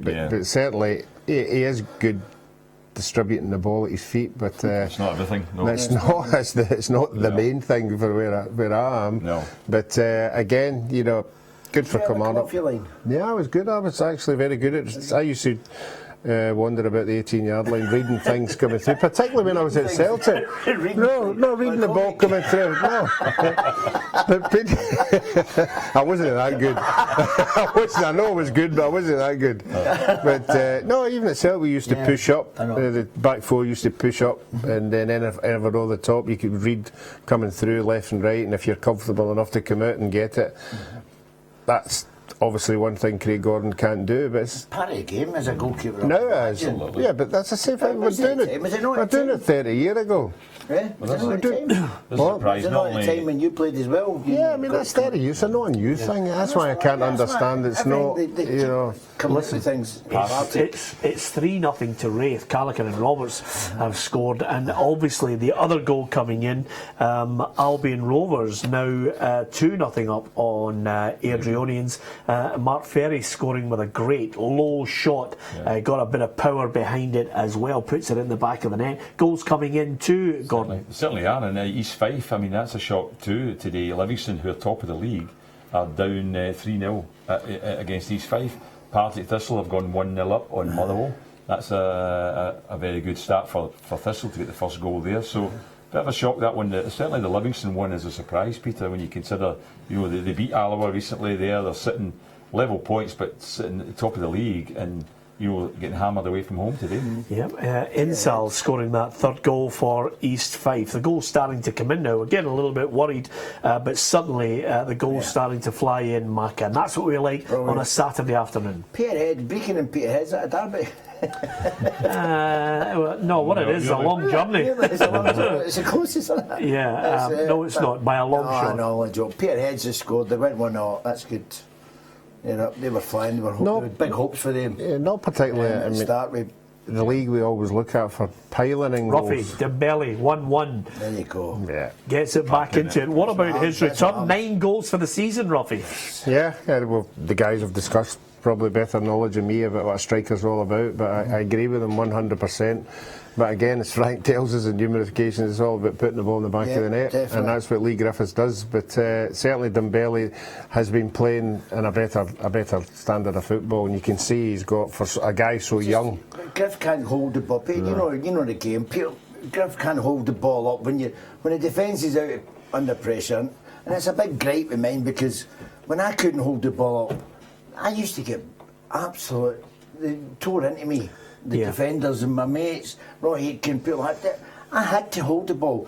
And I see Griff not holding it, and people don't say nothing to him. And it's the way of the game now. I know it's moved on, but You know, just give somebody a little rattle, say he'll hold the ball. Yeah, Sadio Mane has scored for Liverpool now. They're going to run riot there, 3-0 up. And Rory McAllister has scored. Brecon 0, Peterhead 1 in that match that you mentioned, Macca, there with Gordon. So the goals flying in, McAllister as ever. I think Dundee United, I was talking to some of the backroom team from United, they tried to sign Rory McAllister in the summer there, Ruffy. You can understand why. They need a goal scorer. I don't think Simon Murray is going to be the man who's scoring 20 goals for them. If Dundee United are going to be caught short, it's in the striking department. They do have Tony Andrew there on loan, but not enough for them. No, I wouldn't like to think Dundee United would think they're going to win that league. I think they'll take their chance if they get in the playoffs and then see what happens after that. But they need to get in some kind of momentum, obviously, with the supporters going the opposite way at the end of the season. They need to get them back on board. And if they were to get them back on board, like probably not as many supporters as Hibs are getting just now at home, but certainly if they could get up to 7,000 or 8,000, that might just give the players the lift. But I think playoffs is the best for them. Dembele 2-1 to Celtic. That match has turned on its head. Kilmarnock, all 11 players were out playing free-flowing football, less gaps at the back. Dembele scored again. That's I can't win. See what happens. Obviously, that goal has actually given them stirred Celtic up, hasn't it? Do you know what? I think it's what I've said earlier. It might be a wee hangover from getting battered with Barcelona, because they've not really, in the last 2 games, they've not done anything. So that might just be a good start from go behind. It might just been a kickstart that they needed, Peter. Yeah. So. Yep, absolutely. Sunderland's went 1-0 up against Crystal Palace, which is David Moyes, you pal. He needs I love the way Ruffy says that. Macca says that there. A goal up. They need a win. They do. Struggling. I don't fear for him, but I felt sorry for him because he's went in there and he's on a hiding to nothing, and I think it's a great club for him because he'll do well there if he gets the time. At one point after 5 games, they need wins, as Peter says. But he's that's a good deal. I think I fancy them to beat Crystal Palace. They've been playing well as well, Crystal Palace. But Sunderland with the crowd getting behind them, they know they need to get a result at home, and that's what they've got to do. There's a great striker for them. Yep, Jermaine Defoe. I mean, he's just a great player. Just a out-and-out striker, just different class. Yeah, absolutely. Listen, Celtic are leading by 2-1. Hearts are now due. A shot just deflected over there, or that could have been the opening goal for Hearts against Ross County, Robbie.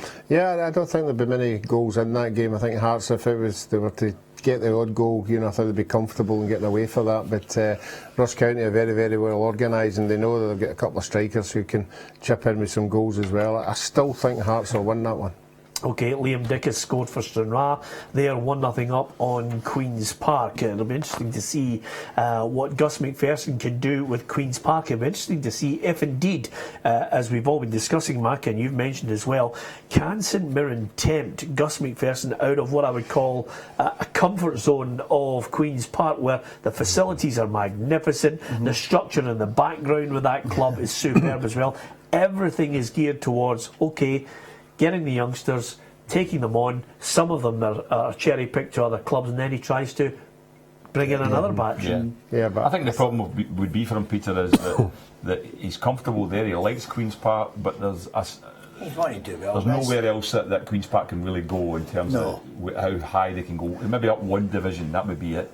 I think they would struggle to go up there any further. So he can't. St Mirren's a different prospect. With St Mirren, if he gets them going, he can challenge for Premier spot. You want to challenge yourself, whether you're a manager or a player. I'm a great believer. You've got to challenge yourself, and you want to play against better teams. And if St Mirren's the highest level that Gus is going to go, the next step is he will think. I would like to say, next step.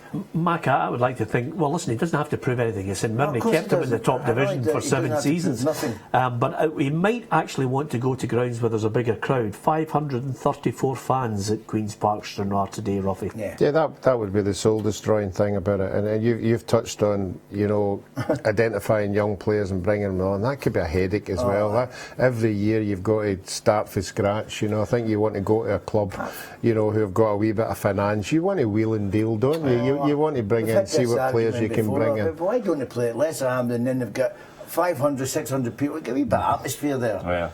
Just that You know, and it's, I just don't understand that. I know I've It's spoken to them about it. They just think stupid. Hampden is their stadium, Frank, and they just will not move away. They think they're entitled to play at Hampden, regardless of the size of crowd or who many You're goals. I know. running out. It's like playing one of the things at And a charity that's- game that's where we what get got into the mad. season. We you don't know. know exactly. With all due respect, why does Macca keep bleating on about Hampden when we know the score?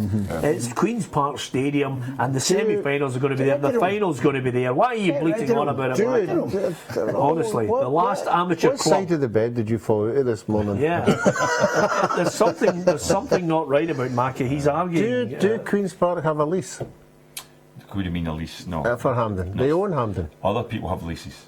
It's SFA and that have leases on Hampden, but Queen's Park own it. Yeah, It's that's their it. stadium.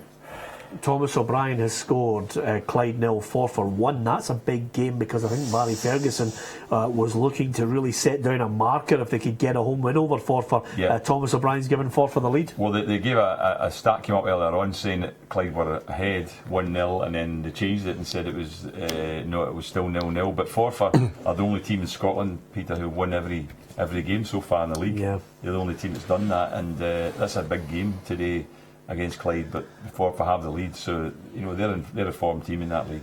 Don't forget, you can interact with us, give us your thoughts if you want to argue with Macca at Peter and Ruffy. Just put in I want to argue with Macca hashtag. You can give us your messages on Twitter at Peter and Ruffy and Facebook.com/Peter and Ruffy. The story of the first half at Celtic Park, where the champions under Brendan Rodgers going a goal behind Koulibaly, getting his 7th goal of the season. But it's all about Dembele. He's turned it on its head, Macca, that game. Well, I thought they'd have won comfortably, but it's took Kilmarnock to score a goal to wake them up by the sounds of things. So it might just be the clear the cobwebs that Celtic need, because going into a game on Wednesday night of that magnitude is maybe on their minds, and to go a goal behind at Celtic Park and the crowd will let them know, so maybe that's just what they need. Are you a fan of him, Macca? 10 goals this season already for the young man. He's missed obviously that penalty, which he says it has not affected him. If there's a penalty, he will step up and take it In again. the world I've ever seen one step. Yeah? Yeah. It's it was horrible, but listen, wouldn't have made any difference, trust me. You know, it would just have been 7-1. Yes. So boys, that wasn't a changer. That wasn't going to change the outcome of that game. So I'm a big fan. I've been a big fan of Dembele since I said he's a proper centre forward. You know, I was a big fan of Tony Watt when he was at Celtic, because he was a proper centre forward to me. I like the old centre forwards that holds the ball, knocks people about, and not. You're going to come back and say you're not allowed to knock people, but you know what I mean. Get in the game. Macca, you know the thing I'm going to do. You know, it's one of the kind of situations. Tony Watt's a good player. I thought he can go higher. I think he can play at a higher level than Hearts. I think it's a great stepstone. If he gets his act together, he'll go far. Dembele is the same. He's only 20-year-old player. Yeah. He's, you know, and he looks as if he's been in the game for a long, long time. Yeah, I must admit, Macca, and I'll just clarify my position here. I will only come back at you and argue with you if you make a ridiculous statement. But the rest of the time, I'm in agreement with you. Were you good at holding the ball up in your mind? I have my own opinion on it. Yeah. Laying it off with your back to goal. Yeah, of course it was. Yeah, because it is, I think. I think it's an art, Gordon Smith. It's a quality that a lot of people don't realise. I thought Mark Haitley was brilliant at it. I thought Chris Sutton was great at it as well. You know, that ability to bring other people into the game. Oh yeah, I mean you need that. It's certainly more nowadays too, when a lot of the strikers are playing on their own. Yeah. In those days, was what happened. We used to have a situation where the other striker would make a run off one striker, so it's played in, and at times he was just making a little flick to the side for his teammate because he was very close to him. But now, sometimes the way players are, they've got to hold up a little bit longer until they get support. And that separates, I think, a lot of the players. Some can't do it. It's not just the pass, it's the weight of the pass and all as well, Peter. It's not just laying it off. No. It's the weight of the pass, and some people just haven't got that, you know, like, touch like a baby elephant, you know. I think that's a good point. Peter made talking up Chris Sutton. I think we all should talk him up. Lock him up. I thought he was great. I thought he was a great player. I thought he was fantastic. You better comment. You better on the radio.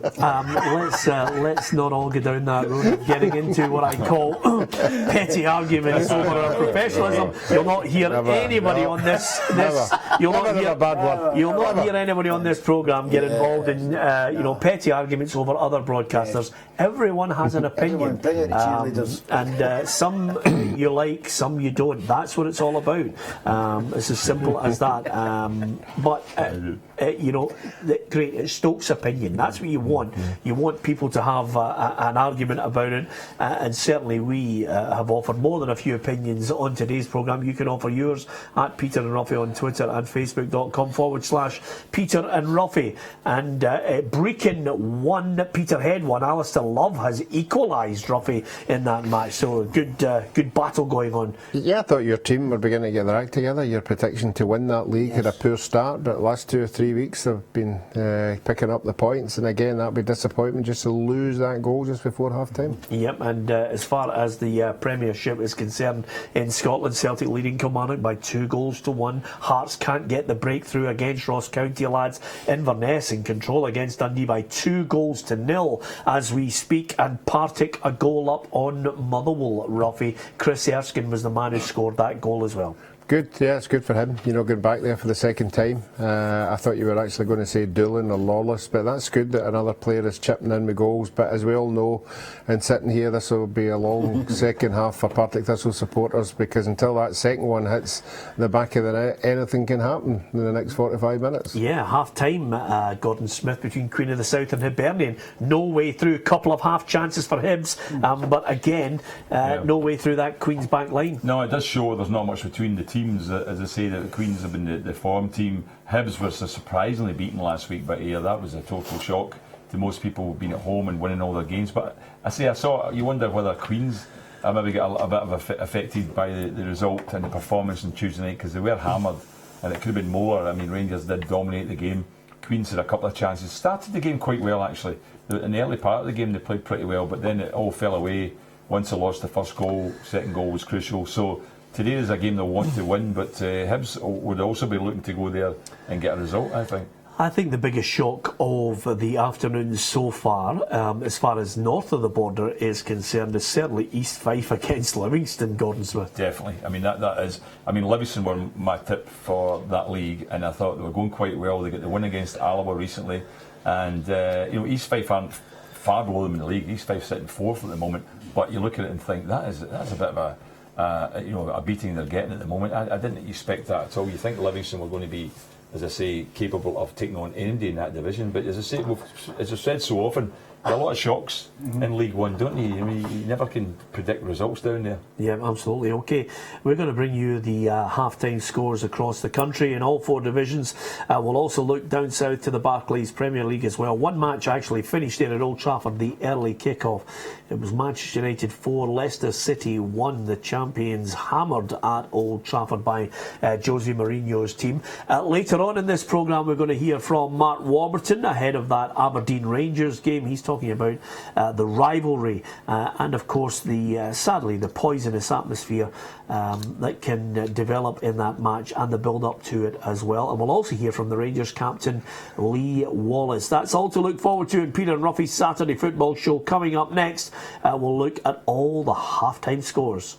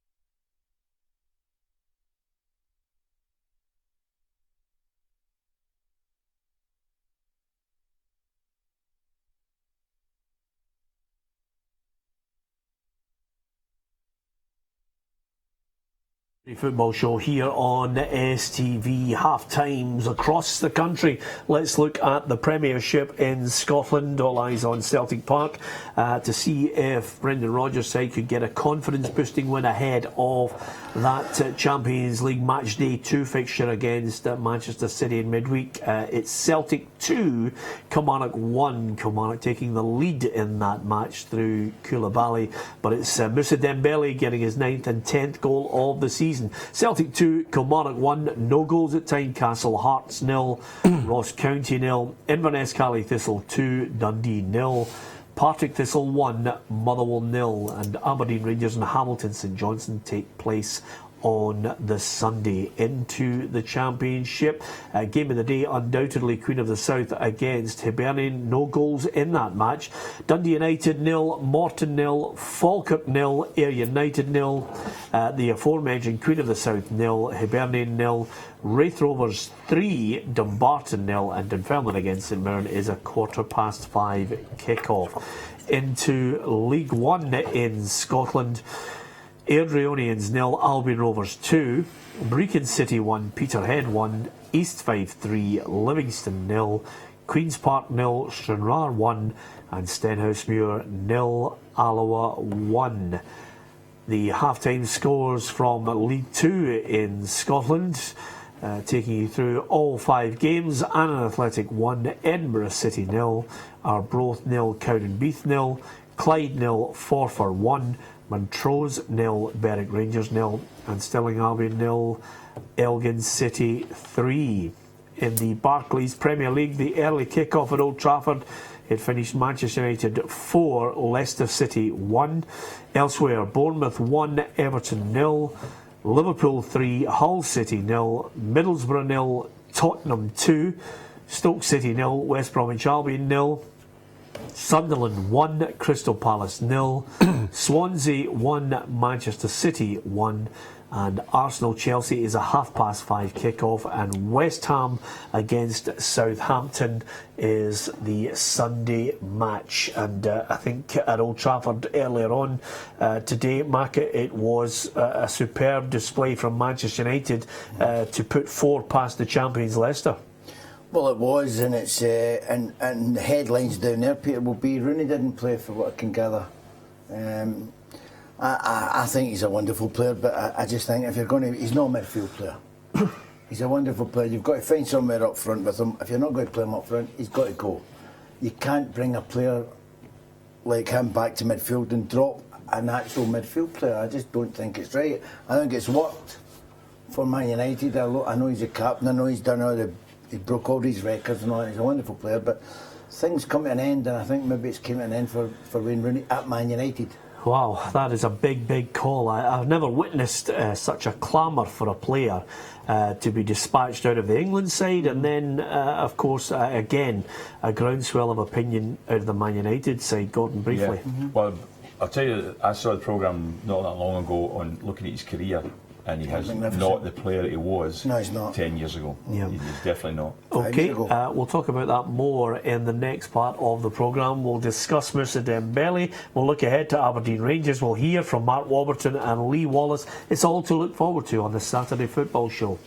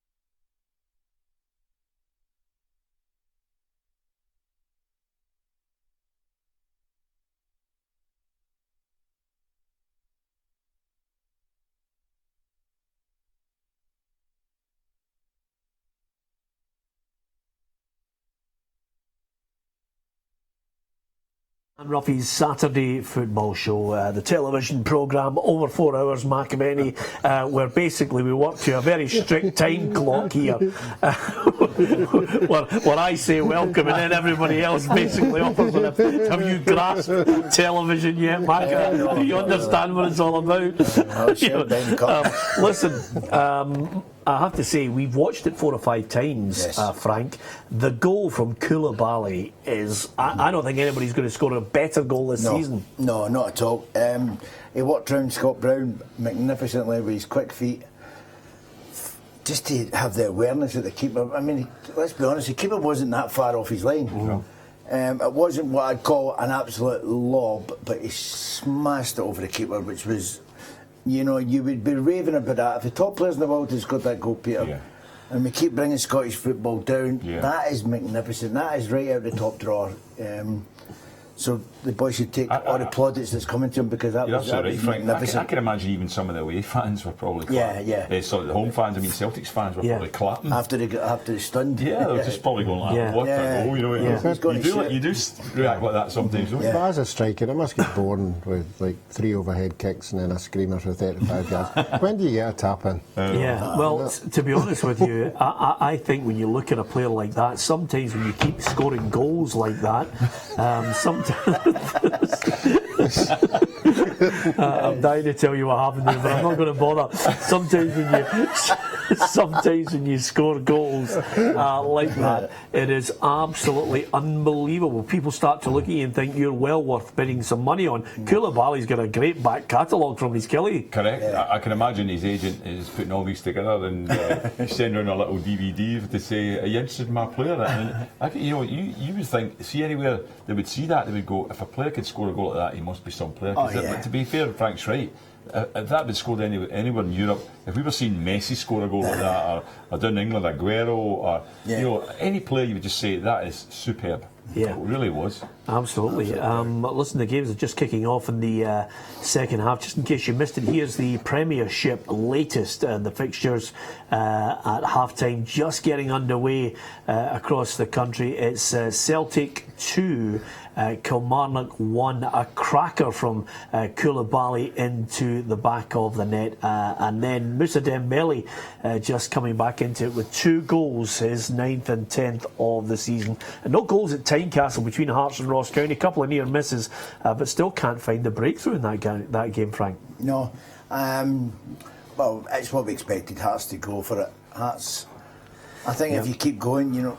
Oh, hey, I'm going to tell you this. Craig Gordon's come on at half time. Macca, what do you make of that? Somebody said something to the goalkeeper and he's saying, it's not my fault. And they says, yeah, well, maybe it is. That's what's happened. Something's happened at half time to take him off, because that's, if it's a manager's call, just take him off. He could be injured though. It could be backache. Well, I was going to say backache, Frank. Backache, you're right, Macca, trying to get the Koulibaly shot. Ruffy, very rarely. Yes. Now listen, managers and some of the managers who see the bigger picture can hold their hands up and say, I got something wrong. Now, half time is very unusual to. There'd be a massive thing to drop him for losing a goal like that. I think we all agree it was a magnificent strike, but I would have to say there has to be an injury. It would be embarrassing to be taken off if you lost a goal like that. It's not about that, I don't think, Robbie. We've just been talking about it, how you'd like to see him saving shots, because you've not seen him do anything. He's no better than Gordon. So if it's, we've not seen the whole first half, but there might have been a couple of howlers that he's made. Yeah. You know, that they've not scored, and he just says, look, enough. It's still a massive decision to take a goalkeeper off at half time. If a manager can say I was wrong, then that's a good manager. Can I just say, Gordon Smith, if it's not an injury, that is, for me, a point where the keeper struggles to come back for confidence. The manager has basically made a statement to say, I'm not having that, this guy's going in now. Correct. That's a blow to your confidence. It's funny you say that. That was exactly the terminology I was going to use. He's making a statement if this is not an injury, because what he's saying is, I've made a mistake to pick you. So that would be the fans would all realise that. That's why I think it's very unusual, because he's made him his first choice. By playing him, he's made it very clear it's his first choice, and I think for him to take him off for tactical reasons would be a big surprise for me. I think it's an injury. Ruffy? Yeah, I would have to say it's an injury as well. You know that we've only saw the goal. I don't think I'd blame him for the goal. It wasn't like a goalkeeping horrendous mistake as goalkeepers do. So if he had thrown one in, yeah, maybe. But again, Frank says we haven't seen the first half. I wouldn't have thought that Kilmarnock had many other chances in the first half. So I would have to say again, I'd agree with Gordon. It must be an injury, He's obviously. not likely to say anything else, is he? He will, because he does. I mean, Brendan Gordon's not. Brendan Rodgers hasn't shrugged anything in any of his interviews. I'm sure if that was a decision, I'm sure he'll come out afterwards and say, I wasn't happy with him. No, I've taken him up. I would be astounded if that is the reason. Yeah. I mean, that's back page. Yes. Because this is ahead of. Unless, this could actually be a situation, and this is the most ridiculous thing I'll say this afternoon. Could a manager actually turn around and say, I want you for the half, then I'll play God in the second half because I'm saving you for Manchester City? I mean, that's even I'm looking at myself and thinking, don't be stupid, Peter. You don't have to save a goalkeeper. We've got a goalkeeper that played in 3 World Cups, so let me just ask you a question. Mm-hmm. As a manager, do you think, because you were a manager as well, do you think your keeper should be beat for 45 yards? He probably shouldn't have, but it happens. You know, it's a wonderful strike. If you can see the way the ball's moving, and one minute it is crossbar height, and then the next minute it's in the back of the goal. I think the balls move. We saw these guys, these wonderful guys, taking free kicks and hitting balls into the middle of the goal, and the next minute in the top corner. I know, but I don't think that's a reason. I would be astounded if the manager's taking him off because of that goal. Yeah, that's an awful distance. Yeah. Travel, I'm just. But the way it was hit though, I think any goalkeeper would have struggled with that, Frank. I don't think. I don't think you could. His position. You're the man to tell us, Ruffy. Because otherwise, that's not a great goal. That's not a great goal if you think the goalkeeper could have saved it. So if we're considering that a great goal, we have to say I don't think any goalkeeper would have saved that. Because as Ruffy said, I know what you're saying. I'm just saying it was 45. 45. Wasn't it 45? 45. That'd be in the other half. It was 42. Listen, Stephen Swinglehurst has scored an OG, which has allowed Edinburgh City back into the match against Annan Athletic. And Jim Goodwin, very rarely, I can't recall the last time we've been on a Saturday afternoon programme and mentioned Jim Goodwin as a goal scorer. Stenhousemuir 0, Alloa 2, Gordon Smith. And I think Jim Goodwin's been a good signing for Alloa. Yeah, he's fitted in very well. I mean, he's experienced. He's one of these people. You were talking about it earlier on, Peter, about the type of guy you have as a captain, and Jim Goodwin is that type of character, isn't he? He's a leader. He was the one that'll be talking to people and doing all that. So he's the ideal signing because I think that the manager's been clever to put experienced players on the park, people that can lead. Well, Jack knows him, doesn't he? Jack knows him, so he knows what he's getting him. I spoke to Jim a month ago now, and he's enjoying it. He's there and he's enjoying it. He's getting on with it. He's got a life off of football now, away from football, which is great. What about this scoreline, Ruffy? 3-0 to Inverness. Liam Polworth with the goal. This is. I certainly didn't see 3-0 in that one against Dundee. That's a hammering. No, I didn't, but it just shows you the confidence you get, for taking off one of the big clubs, and the players have obviously worked on that throughout the week, and they're getting a just reward. But it's even bigger happened than at Hibs. They've just had a player sent off at Queen of the South. Yeah, can I just ask you, Gordon, the bottom seems to have fallen out of Dundee's form. I mean, this is a big call as David Myler gets a goal back for Hull City against Liverpool. They're back to they're down to 10 men, and they've just got a goal back, so maybe it's not too bad for Hibs who have just got to 10 men as well. But I think that Dundee, I mean, they won their first game of the season, and then they've had the 3 draws and 2 defeats since. And this was going to be a tough game because we said they're going up to Inverness, who actually have got things going again. They got a very good result against Celtic last week there. They got the draw. And you have to look at it and think, well, this is going to be a tough game. And if this is a hammering for Dundee, I can see a bit of frustration will come with the Dundee supporters because Inverness will go above them. And depending what happens with Hamilton, they might go above them. So Dundee will drop down a minute. Do you think that's Paul, the pressure's getting to him with coming out with statements saying he doesn't listen to people? Yes. I think that's the case. It certainly shows up. It's certainly because it travels down to the players, doesn't it? Yeah. Celtic have scored again. Celtic 3-1 up now against Kilmarnock. So that was that goal that, as Frank mentioned earlier on, when Kelly scored that goal, that's just kick-started, because that's like within a short space of time, Celtic are comfortable in the lead, and Liverpool are leading 4-1 against Hull. Yeah, and James Forrest, 5 goals for the season since he signed that deal, Macca, and he's steering clear of injury as well. I don't think it's a case of. I think it's a case of management putting their arms around him and saying, "We want you." Yeah. Some players need to have an arm around them. Some need.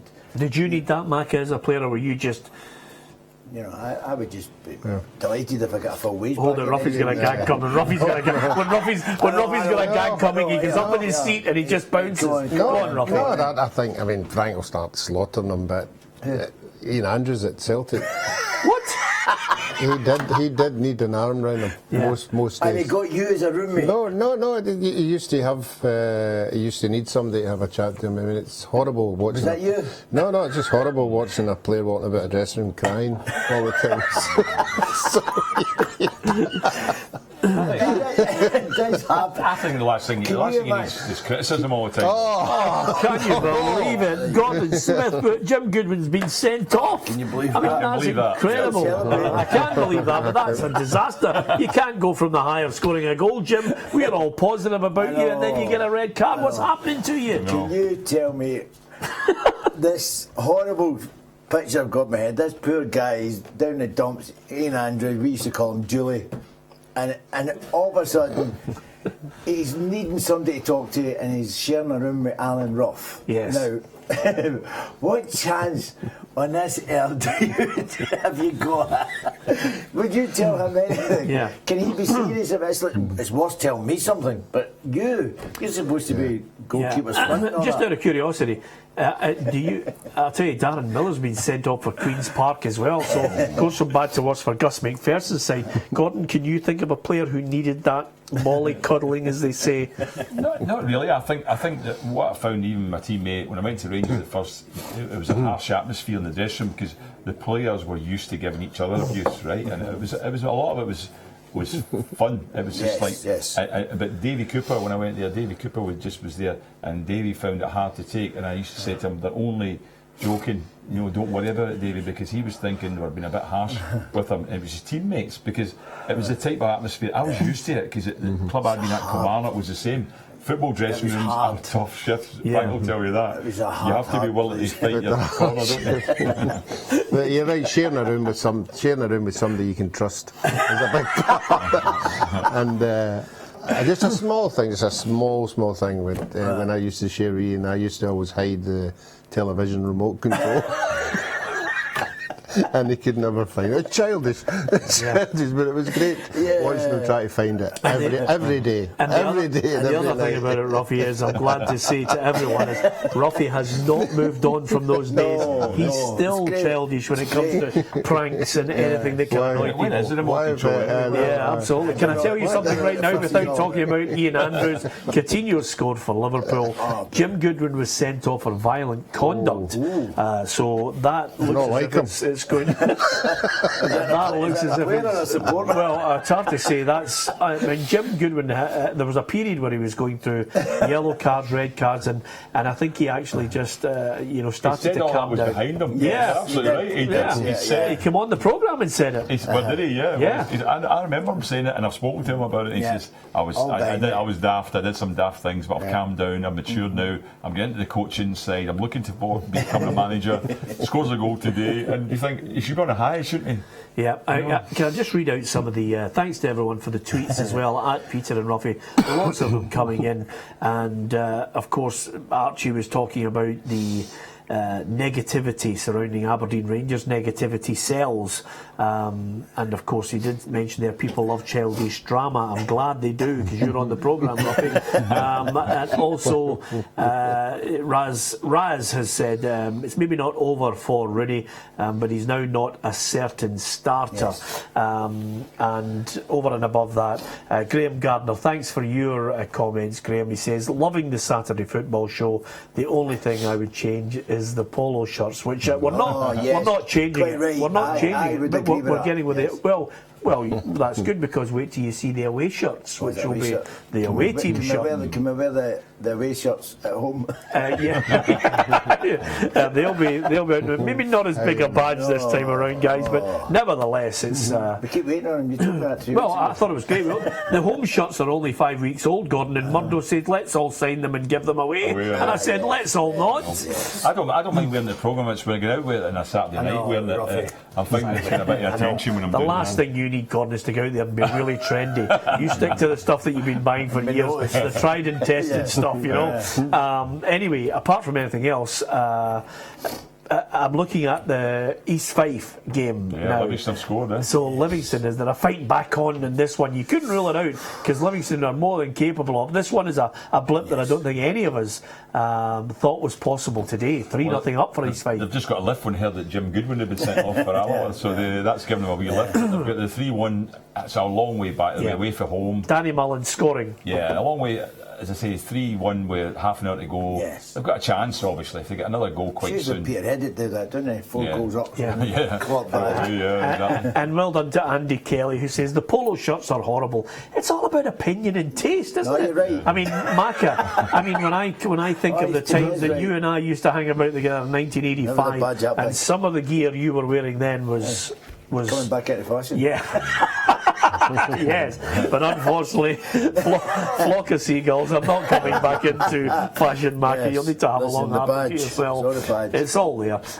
Anyway, we love your comments, positive or negative, Ruffy. We read them all out. Well, providing there's no abusive language. Yeah, I'm sure there's a few people out there would really want one of these polo shirts. Absolutely. If you actually, well, I mean, to say they had one. Do you want me to tell you something? It's about being a part of a team. Yes. We're part of the team. I was always a team We're quite player. happy. And that's the thing about it, Mackie. You're a team player. They know what names are on the shirts. They know that. Yeah. Oh, no, we don't want that. There's never a permanent name. There's no certain starters, Ruffy. I mean, I've had this one on for about 8 weeks. Are we allowed to wash them? Why am I not surprised by that one? You took it home yet, have you? No. Can I just say something right now? Do you want me to go and wash it for you? There was actually a period on the programme many moons ago, Macca, where he just had a batch of pinstriped shirts, I know. and he would wear them, and you weren't actually sure whether he changed it or not. You could tell on the TV because it was strobed on TV when you're watching the programme. Yes, but these are not. These are strobeless. That's a good one for you. That's a really good one. I'm just actually coming back into the Queen's land. Park, although 10 men, Peter, Queen's Park are down 2-0 now. Sunderland have scored again. Yeah, it's Sunderland too. Sunderland have scored again. Yeah. Well, I'll tell you, that would be a great bonus for David Moyes. That's a huge list, because no matter what way you try and dress it up, Macca, Sunderland, he inherited a side that were going that way. You know, Big Sam had them a certain way. Launch up to Defoe wasn't good, but he does what he does. Well, he scored again. That's his 4th of the season. But he does today. What he says. Sam just the football wasn't good. Just launch it as far as you can and go and try and score a goal.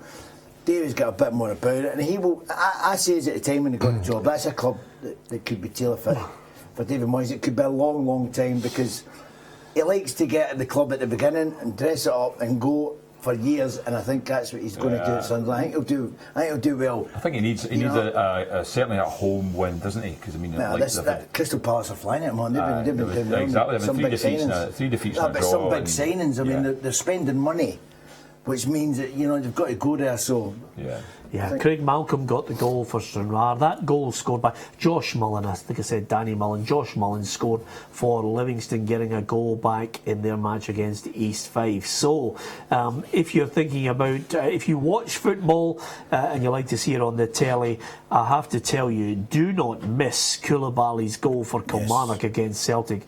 If anyone betters Koulibaly's goal this season, it will be sensational, because that for me, goal of the season. Goal of the season. It's a great goal, isn't it? Definitely challenging for just give me before Christmas. No, as you say though, I mean, there's the thing I find about goal of the season is quite hard is there's different types of goals, as we know. There's goals that are individual, there's goals that are great shots, there's goals that are good moves. So it's hard. Sunderland have just lost a goal. If that had been a Celtic player that done that, the DVD would be out before Christmas. Aye, it would be. It was a magnificent goal. Yeah, fantastic. and absolutely. Listen, there are other serious issues that I have to address, Ruffy, and one of them is one of our producers has put out a poll on Peter and Ruffy's Twitter, which is, do you like the polo shirts? And it's standing at 100% no at the moment, and maybe somebody can alter that for us. That's really harsh on us, Ruffy, but nevertheless, I think Jermaine Defoe is having a happy time, scoring 2 goals for Sunderland. Sunderland now 2-0 up in Crystal Palace. And then Crystal Palace have just got 1 back. See, this changes every Saturday. There's always something that can change your mind on it. Joe Ledley, the former Celtic player, has scored. Here's a name also we haven't mentioned on this programme for many a day. Ian Black scoring a goal for Shrewsbury. Whatever happened to Ian Black? I couldn't even have told you he was at Shrewsbury. Did you know? I do know. I do know. He wasn't exactly a regular goal scorer in his career, so that's unusual. But I couldn't put a bet on him. No. Macca. There is a fine line, but I'm gonna. I can't tell you that. Of course, I'm only winding you up. Listen, I'll tell you a name I haven't mentioned today on the programme, which I'm absolutely gobsmacked at. Joey Barton. It's got to be. I mean, wait a minute. We're 2.5 hours into the programme. Haven't mentioned him. No, he's still at Rangers. Do you believe, even after we broke the story about him being sent home from training and then moved on from there, where he was on a radio station giving his version of events against the club's wishes? They didn't know about it, and now he's released a book, and he's obviously having to tread very carefully. He still thinks he wants to go back to Rangers after the 3-week ban, Gordon, and try and get his place back in the team. I found it quite strange. I've never known a player to be banned from a club for 3 weeks just to send somebody away. Because what happens, is he training? Is he keeping himself fit? Is he still, basically, is he still going to be ready to come back in and be as sharp as he was before? Or is he going to be invited back? It doesn't look like it for me now. I think there's more of a belief now that I think that his time's up. He's in a book tour.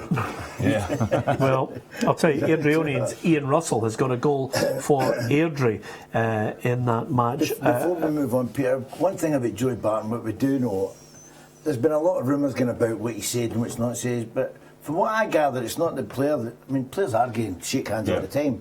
So it wasn't nothing to do with Halliday. They shook hands with it. I get told it was the manager, whether it's right or wrong. The rumours are going to fly about until we'll never really know. But I get told it was the manager that had to go, and for what I can gather, what he said was fairly true. But you can't do it in front of the players. Yeah, you cannot. You just there's ways of saying things, Peter, that you just cannot do. Whether he's right or wrong, you can't have a go at the manager in front of players. There's only one winner. Yes, and can I tell you something? At the moment, there could be only one winner at Tannadice. Dundee United leading by a goal to 0. That's a big goal for them. Morton had come close just over the bar in the last couple of minutes, but United take the lead, Gordon. Yeah, that's a big game. United, it's a bad defeat for them during the week from Morton. They'll be disappointed with that. They went out the cup to them, but this is an opportunity for them today to try and get their game going, try and get a challenge going for that top 4 spot. And if they can go on and win this game, that's a good result for them. Yeah, Ian Russell's been sent off for Airdrieonians, so red card, second bookable offence. One of our former guests on the programme, Craig Malcolm, was the goal scorer in that one against Queen's Park for Stranraer. Celtic have scored again. And Celtic now coasting, Ruffy. That's good, at least Kilmarnock are making a game of it.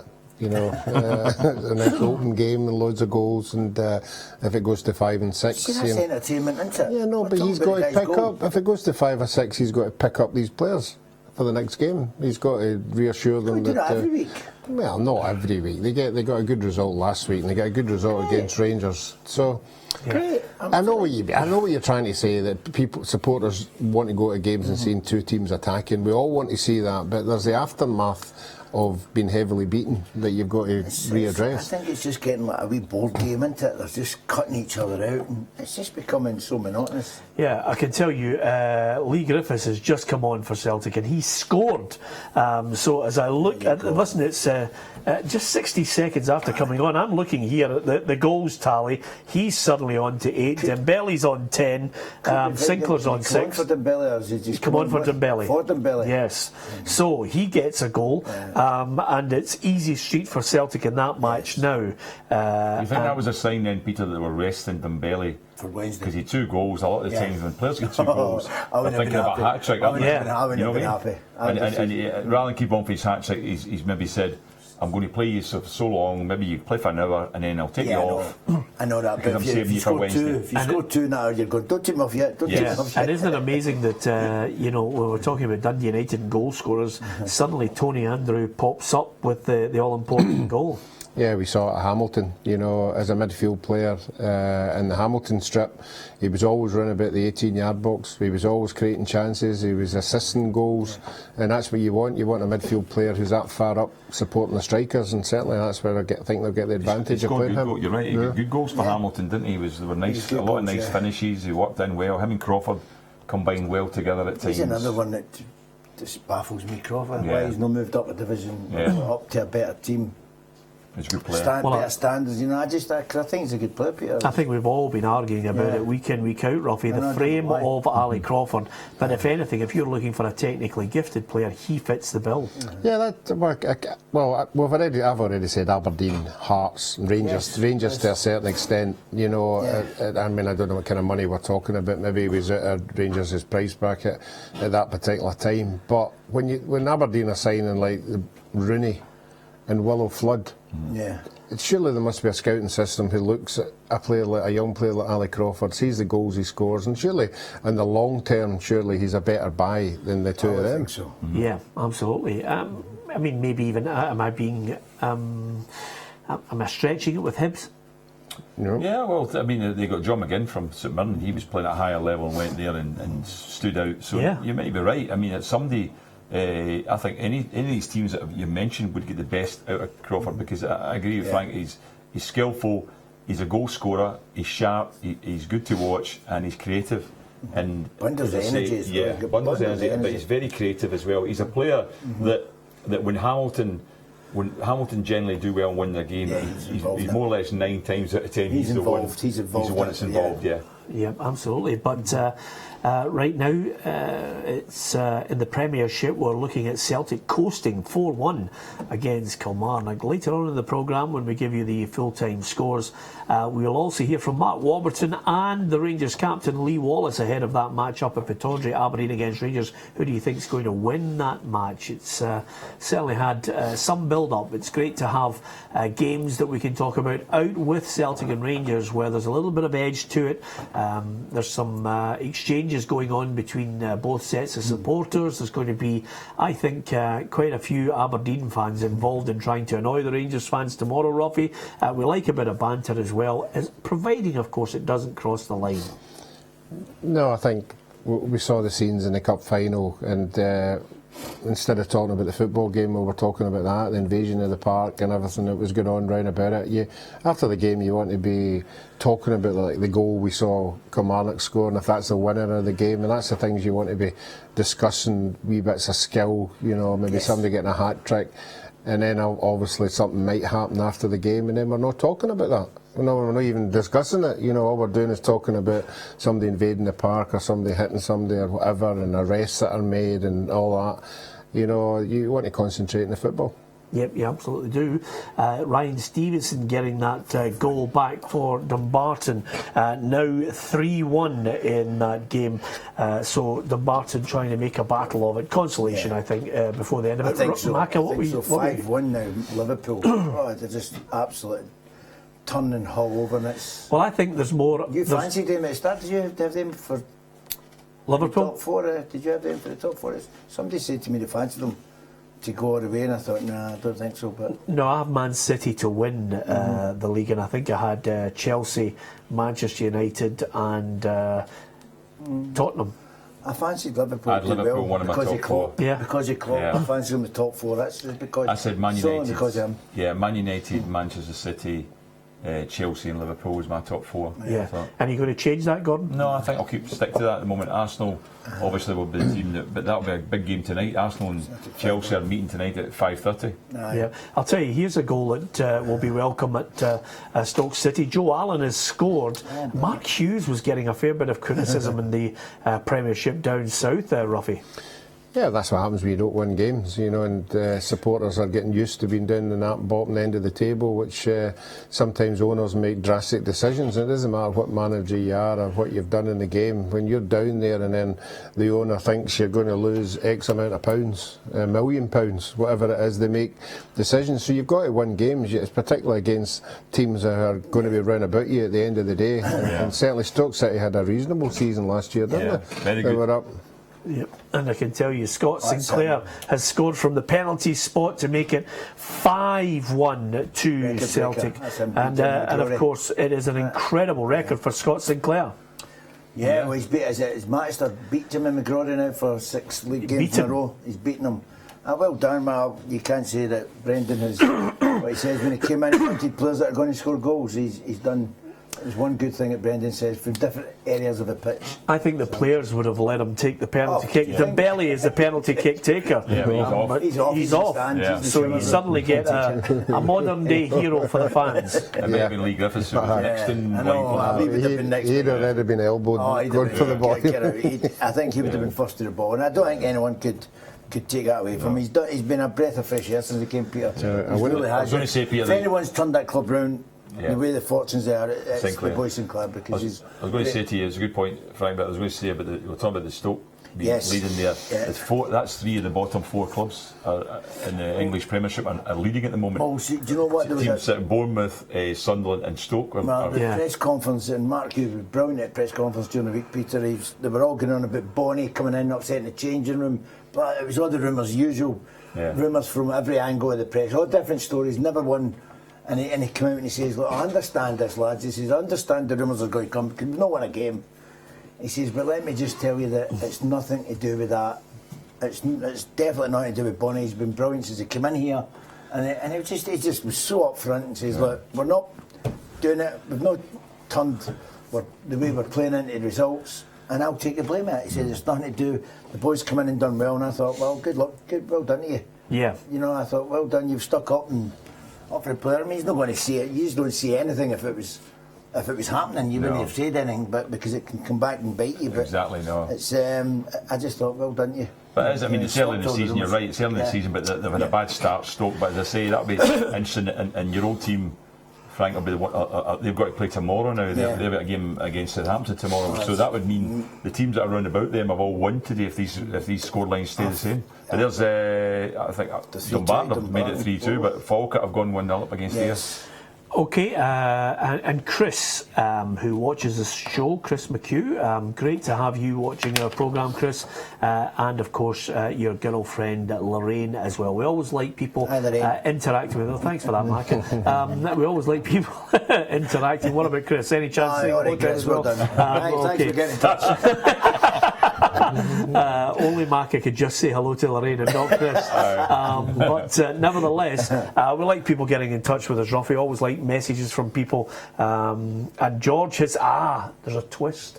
George has said, can I get a top to promote your show? You see, suddenly there's a little twist now as people are looking and thinking to themselves, and also Thomas Haggerty says, I think Maka was working late last night. Obviously. Is that what you call it? Yeah, absolutely. Raheem Sterling has scored for Manchester City. They're now 3-1 up on Swansea, and of course the other 2 goals scored by Sergio Aguero, Ruffy.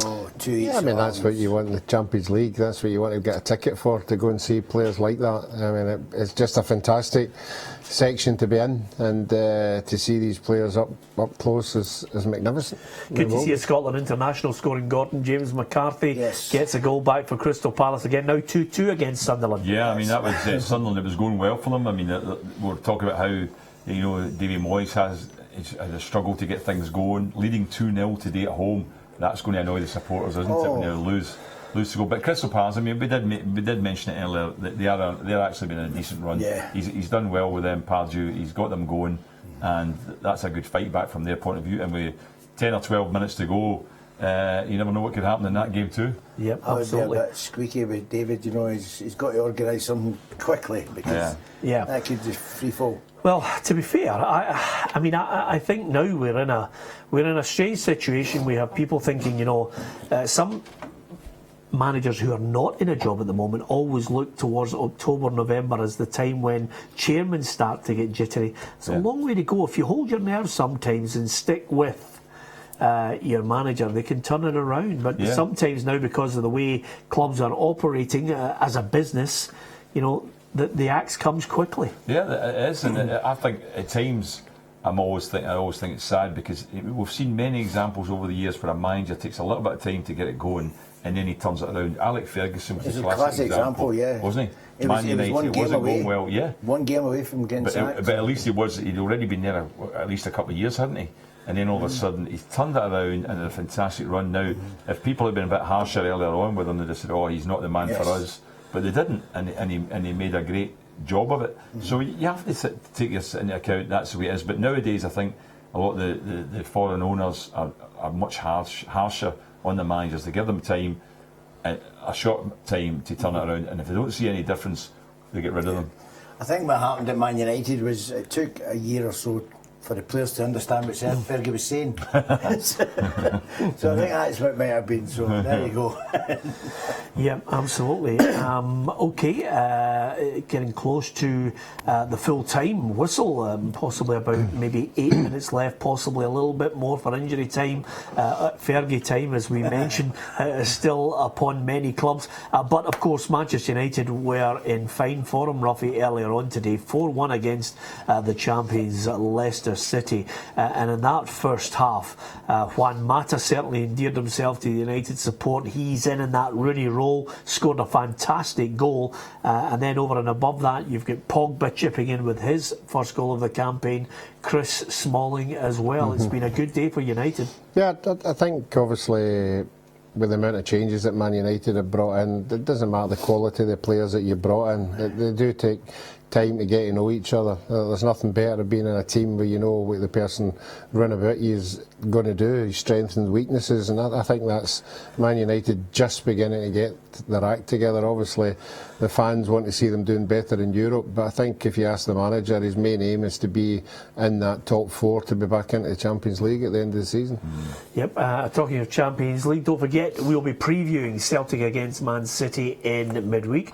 Really looking forward to match day 2 of the Champions League. Might not be up to the standard we were used to over in Barcelona, Ruffy, but certainly we'll be looking forward to previewing a game which is shaping up nicely because Manchester City 3-1 at the moment ahead of Swansea. Celtic just in cruise control, 5-1 up on Kilmarnock. Yeah, I think we know it's going to be a difficult game, but as Frank touched on it earlier, there's always a belief at Celtic Park in a European night, particularly at home, that you can shock. You know, I know that the quality of player isn't the same when they were shocking Juventus and Barcelona and all the teams, the Milans that were coming there, but certainly on any given night, I just feel as if teams like Man City will come to Celtic Park if they get a goal and maybe try and see it out. You know, maybe Celtic could nick something at the end. A draw, I think, would be the best they could get out of that one. But I think on the night it's all about enjoying it. Yeah. I think a draw would be a great result against Man City. But Celtic being Celtic, the supporters being the supporters that they are, will want to go there and no matter, even though they get beat Barcelona, they'll want to go and say, let's have a go at Man City and see what they are, because they're just our neighbours down the road, you know, as they say. So there's a great manager in place. Yeah. I agree. In a home game, I think in a home game in Europe, you've got to have a go. You've got to have a go. You've got a great manager in Brendan Rodgers. They've got a great manager. So it'll be an interesting one, you know. Yeah. If you can keep Aguero, it's easier said than done. If you can keep him quiet, then you know, maybe you need to tackle him in the tunnel or something. Well, I'll tell you, the point I was going to make with regards to Celtic Man City is one thing, but today, as far as the Premiership in Scotland is concerned, who will get all the headlines? I think Suleiman Koulibaly would have hogged the headlines had his strike proved to be the winner against Celtic. His opening goal is a contender for goal of the season. I think it's going to be something really special that's going to displace him as the best goal. It is absolutely fantastic. Love a little flick, sidesteps Scott Brown, and then from about 35 yards, just rifles a right foot shot over De Vries. De Vries substituted at half-time. Still don't have the reason as to why there was a change. The goalkeeper, Craig Gordon, came on to the park. Lee Griffiths came on, and after 60 seconds, he had bagged the goal. Celtic 5-1 up, and I think the headlines might be for Scott Sinclair, who scores from the penalty spot. He's the first Celtic player to score 6 goals in his first 6 league games. Right. No mean feat, Macca. No, it's great, and it's every game, and I mean, hard to do considering no matter who you're playing against, Peter. It goes way back. Was it Jimmy McGrory, the last one to do it? Yeah. Which is to be mentioned on the same page as Jimmy McGrory is. Like, amazing, well done to the boy, because he's come back, and as I say, if anyone deserves all the credit in the world, because he was languishing at Aston Villa, not doing anything, Peter. He was doing nothing, and Brendan Rodgers knows him, put an arm around him and says, come on, I'll make you a player again. Yeah, and I think if Scott Sinclair is to in any way emulate Jimmy McGrory, he's only got another 300 headed goals to catch up on him. Because he was out in the league of his own. I wasn't having a go at you, I'm just obviously mentioning the quality. Gordon spotted something, and he's done this, Macca, which means there's something happened. I don't like him. Interestingly, a game at Tynecastle, Hearts still drawn 0-0, but Ross County are down to 10 men. So Hearts 5 minutes to go. 5 or 6 minutes to go there, and they're now against 10 men in that game. So, it gives them a wee opportunity. And I can tell you, Ian McShane has been sent off. It's a bad day, Ruffy, when you actually hear a name and you know that you went to school with his dad. That's when you know you're getting old. Is that fair, Ruffy? Oh, most definitely. Is it yourself, is it? Yes. Oh, okay. Ian McShane, not known for being, a troublesome player, one of those clean midfielders, good passing, I thought good energy. I thought he was a super player with Queen of the South. I thought other clubs would obviously been looking at the game. He doesn't get that many games up there, but certainly it might have been a double yellow, something like that. But certainly, this could be another blow for Hearts if they only take a point out of this one. That particularly we keep talking up the strikers, but Watt and obviously Salmon, but just not happening for them just now. Yep, well, it's Queen of the South 0, Hibs 0 in the Championship. Hibs down to 10 men in that game, and also Nicky Lowe's managed to get a goal back for Dundee. Inverness 3, Dundee 1, which I think will,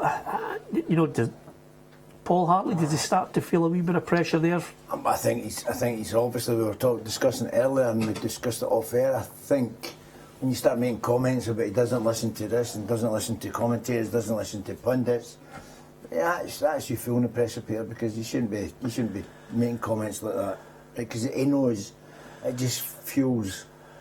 Once you commit with something like that, everyone's going to talk about you, and so it's unless he's wanting to go out and keep everyone off his back. It didn't work. If he thought that was going to happen, it backfired on him big time. Yeah. Tom Rogic has scored for Celtic to make it 6-1. So that is... and Motherwell have equalised against Partick. I thought that was going to be a good result for Partick. What's up, Ruffy? What happened to your impartiality? Shocker.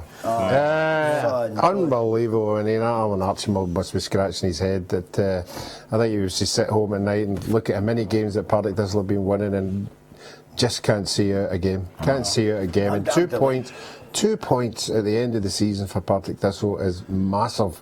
So I'm sure the fans won't be happy with that one. I thought they were going to be getting off the bottom of the table, but doesn't look like it now. Get a couple off my licence if they want. Oh my God. There you are. It's good to know that you've got some points on your licence, Macca. But now listen, what about Rogic? 6 goals, Macca. Brilliant. I'm glad they scored 6 because you know what happened the last time they won 5 went to Barcelona. Yeah. So I'm glad they've got 6. But no, it's great. Celtic, we were talking about it. I was asking the question, did you think there's a hangover after getting 7 took off from with Barcelona? Because they'd not played well in the last couple of weeks. All of a sudden, Celtic Park, good crowd, come on, score a wonder goal, and it's just woke them up. Great. Scott McDonald scores for Motherwell in that game, Macca. Oh, well, there you go. And again, he was one of those players, Gordon, that could have been heading out the door. Yeah. And then all of a sudden, at last minute, decided against going to Hibs, re-signed for Motherwell, scores the goal. Yeah, and I think they're a good partnership. Him and Louis Moult are good together. Moult got 4 goals last week, but McDonald is a take player. He does more than just that. He actually creates as well. He works hard. Moult's a good finisher. So I thought Motherwell. I actually did think they might even win that game today because of the fact that they were quite comfortable last week winning the game. But I thought it was 1-0 for Partick with 5 minutes to go. You're thinking, hold on. But Falkirk scored again. That's 2-0 up on air. Yeah, I think. I was going to say to How's you. our cooking going now, Peter? We're waiting on Hearts with Ross County down to 10 men on our treble. Dundee United leading by a goal to 0 your choice, over Morton. Did I? No, I'd gone for Hearts. Hearts, all right. Were you Dundee United, Ruffy? Yes, I am. Yeah, and Falkirk 2-0 up. So it's me, I'm holding it. And Lee Miller scoring that goal for Falkirk. Incidentally, with regards to Falkirk, I think Peter Houston, the shaky start, then all of a sudden I think they will be in there in that 4. I cannot see them not being in the top 4, Ruffy. No, I can't either. I thought they would have grown on the cup runs that they've been having, and trying to attract better players there.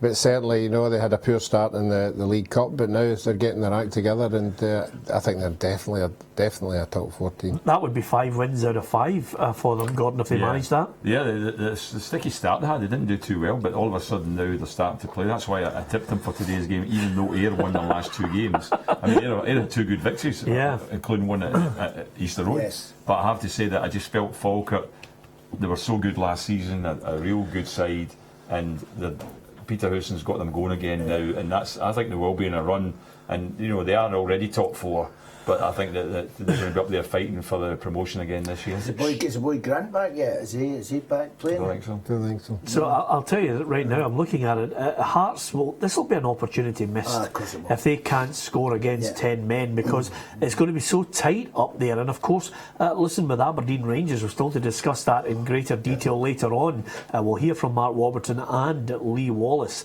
I can tell you, Stoke 1, West Brom 1, and it's Rondon with the equalising goal in that match. And yet again, every week on this programme, we will be mentioning managers under pressure. There was 2 or 3 weeks ago we were talking about Tony Pulis getting the sack. Yeah, I mean, we're saying earlier on, three of the bottom 4 teams are leading, and that's 2 of them, the leads have gone now. Sunderland and Stoke. Bournemouth are still winning against Everton, which would be a bit of a surprise. That's a bit of a coup and buster, I would imagine, with the way they've been going. But I think Stoke and Sunderland, if they end up drawing these games, they'll be very disappointed, especially the fact that both lost late goals. Yep, absolutely. Updates coming in as we speak, and I'm just looking. Michael Miller has been sent off for Livingston, so I think that puts the tin lid on any comeback for them. And of course, the goals flying in right across the country. Stirling Albion 0, Elgin City 4. A big win for Jim Weir's side there. Montrose Berwick finished. Stirling Albion, Elgin City finished now. And of course, Falkirk do indeed get their 5th consecutive win, Gordon. Yeah, I mean, it's been a great run for them, 5 consecutive wins. Can't beat that, but. A goal for Stenhousemuir. Alloa down to 10 men. They had a 2-0 lead, didn't they? Yeah. Stenhousemuir, bottom of the league, have come back now. They were 2 each now with that very late goal there. So, but that's obviously the Alloa down to 10 men. It was a struggle, but the fact is though that their main rivals Livingston losing today as well. Ruffy, that's a moment where Jim Goodwin goes in, has a shower, and asks the gaffer if he can leave early before the players come into the dressing room, because it's proved to be a costly red card. Yeah, knowing him as we do, he'll be hurting badly. He'll know. You won't have to tell him, that he's let everybody down. Obviously, we're getting a goal as well. But these things happen in the game, and it'll be really disappointing. And it's not until you go away for the actual match day that it really sinks in when you're sitting in the house at night. Queen's Park 0, Stranraer 2. Have you ever stayed in at night, Ruffy? Have you ever stayed in the house at night? I'm so glad you jumped in. Probably 3 weeks out of 4. didn't go home and think about the game, did you? Yeah, absolutely. Listen, you know better than most, you two guys, because quite simply, if you lost the game and you were playing for Celtic or Rangers, Saturday night was a no-go. Oh, unless you went to London. Yeah, I forgot all about that, Macca. Yeah, you went to London on a plane Spend a bit of money to get out of the way. Listen, it's a big win for Celtic, 6-1. Still, we're getting ever closer to Hearts against Ross County finishing as well, Ruffy. You would have thought they might have been able to pressurise them, but they just haven't been able to find the way through. No, they haven't. You know, they might have had created tons and tons of chances. Maybe the Ross County defence, the goalkeeper. 5 minutes of added time at Tynecastle, Ruffy. That's good. We've still got a chance. It's a bad one for them if they at home. Yeah, at home, especially when they're fighting for that. I mean, they're sitting second top spot. Dundee United have gone 2-0 up there. That's exactly right. But Hearts would be disappointed, I think, if they don't pick up the points now today. Not as much as us, but. Yeah, who's just out of curiosity, just to clarify for the viewers, are you talking about Partick Thistle? No, I'm talking about our Coopen. Oh yeah, right, okay. I hadn't given that a second thought on the treble at all. How did he trust me? Just tell us how much we've just lost there. How much would we have? Well, wait a minute, it's not over yet. No, I know it's not. But, it's not over yet because Hearts could get the late show. We're into Fergie time right now, Macca. Something could happen. Ross County are down to 10 men. And I can tell you, Hearts are knocking on the door. Robbie Nielsen will be out there on the touchline just saying, get the keeper up, get everybody up. Kitchen sink. Yeah, absolutely. You throw everything at it. Liverpool have won 5-1. No, I haven't. Liverpool 5-1 over Hull City, who also had Antonio Andrew has scored again for Dundee United. So I tell you, it's revenge. But I don't think Morton will care, Gordon Smith. No, I don't think so. No. If they're going to lose a game this week against the same side, you better lose in the league game. Do you think the boys feel Morton would want the semi-final? I know they're talking about it's not going to happen, but they're going to go to Hampden. But do you think they'd rather play at Hampden than play at Easter Road? Well, I think Jim Duffy said he's glad it's Hampden. I know, because they're not going to get there. I think that's what it is, isn't it? Do you think it'll be full? Hampden? I don't think so. Or Dignities, maybe? No, I don't think Hampden will be full that night, no. Or Dignity? Well, you never know. Martin, I think there'll be a few. Well, I have to be honest with you. I think being there is the key to the semi-final. I can tell you Manchester City, ahead of the game against Celtic in match day 2 of the Champions League, have recorded a 3-1 win at Swansea. Raheem Sterling scored one of the goals, but there was a double from Sergio Aguero. Getting back to form is not really what Celtic fans will want to see, Ruffy, although they will want to see a world-class player for me playing at Celtic Park. Yes, and that's what they're accustomed of. They're accustomed for these big teams coming there and seeing the big players. And there's nothing better than getting a result against them, and that's what the players and the supporters will expect, particularly at home. It'll be a massive crowd there. It'll be a fantastic night. And there's no any given result in these big nights. Ruffy, do you know why we've said wow? Do you know why? Gordon Smith, deliver the news. Crystal Palace have just scored a winner against Sunderland in the 95th minute. That could be don't go for it, Macca. When you get defining moments, there'll be a reaction to that. The supporters will just not accept that. From a 2-0 lead. Yeah. No, he's already come out and said, look, this is a long-term job. 2-0, Ruffy. Well, what are you suggesting? They're not suggesting he's going to bill at the manager. No, but the fans will be like, well, instead of giving it all that, we'll give you time. Well, Morton have got a late goal. Morton have got it back to 2-1. Come on. Certainly. But Hearts did draw, Peter. 0-0. Game's finished. That's it. That's Gustav. I must apologise profusely for that, Ruffy. But the full-time scores on the way. You can give us your reaction to your team's performance at Peter and Ruffy on Twitter and Facebook.com/Peter and Ruffy. We will discuss the full-time scores across the country. An emphatic win for Celtic against Kilmarnock 6-1. And we will also hear from Mark Warburton, the Rangers manager, and the Rangers captain Lee Wallace ahead of that big match at Pittodrie tomorrow, Aberdeen against Rangers.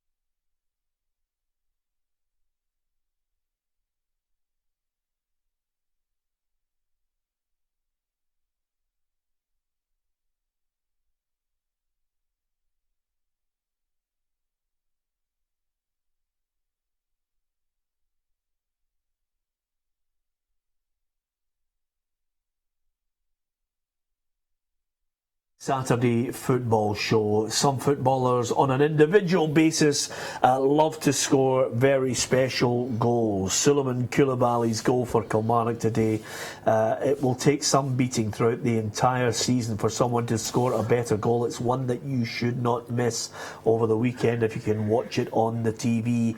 Or on the internet. It is a special goal, but does it matter? I can remember Kenny Dalglish telling me that he scored a wonder goal against Belgium for Scotland. Belgium eventually won the game 3-2, so it didn't matter to Kenny. But for Suleiman Koulibaly, will he go home tonight and say, you should have seen my goal in our 6-1 defeat against Celtic? Who knows? Celtic emphatically winning that match by 6-1, and Scott Sinclair can brag he's the first Celtic player to score in 6 consecutive games in the league. 6 goals for Scott Sinclair this season, and that's something to brag about. That's the scoreline from Celtic Park. Let's have a look at the full times in the Premiership. First of all, as we mentioned, it was Celtic 6, Kilmarnock 1, Hearts 0, Ross County 0, Inverness Caledonian Thistle 3, Dundee 1, Partick Thistle 1, Morton 1. Aberdeen Rangers and Hamilton against St Johnstone are the Sunday matches. What about the Championship today? It was going to be tight down at Palmerston Park between the Queen of the South and Hibernian. In the end, you couldn't separate them 0-0 in that match. Elsewhere, Dundee United with a bit of revenge against Morton after the League Cup defeat. Dundee United 2, Morton 1. Falkirk 2, Ayr United 0. Queen of the South 0, Hibernian 0. Wraith Rovers 3, Dumbarton 2, and Dunfermline against St Mirren kicks off in the next 15 minutes. Into League One in Scotland for the full-time scores. Airdrieonians 0, Albion Rovers 2, Brecon City 2, Peterhead 1, East Fife 3, Livingston 1, Queen's Park 0, Stranraer 2, and Stenhousemuir 2, Alloa Athletic 2. Jim Goodwin sent off in that match for Jack Ross's side, and eventually they were pegged back in the dying minutes. Into League 2 in Scotland, and Annan Athletic 1, Edinburgh City 1, Arbroath 0, Cowdenbeath 0, Clyde 0, Forfar 1, Montrose 0, Berwick Rangers 0, and Stirling Albion 0, Elgin City 4. Into League 2 in Scotland for the full-time scores there. And in fact now into Barclays Premier League. My apologies, I've already gone to League 2. Manchester United 4, Leicester City 1 was the early kick-off today. Bournemouth 1, Everton 0, Liverpool 5, Hull 1, Middlesbrough 1, Tottenham Hotspur 2, Stoke City 1, West Brom 1, Sunderland 2, Crystal Palace 3, Swansea 1, Manchester City 3. Arsenal Chelsea is the 5:30 kick-off this evening, and West Ham against Southampton takes place on the Sunday. Coming up after the break, we will discuss and digest some of the key results across all 4 divisions in Scotland and the Barclays Premier League in England, and we'll also be talking about that game up at Pittodrie, Aberdeen against Rangers.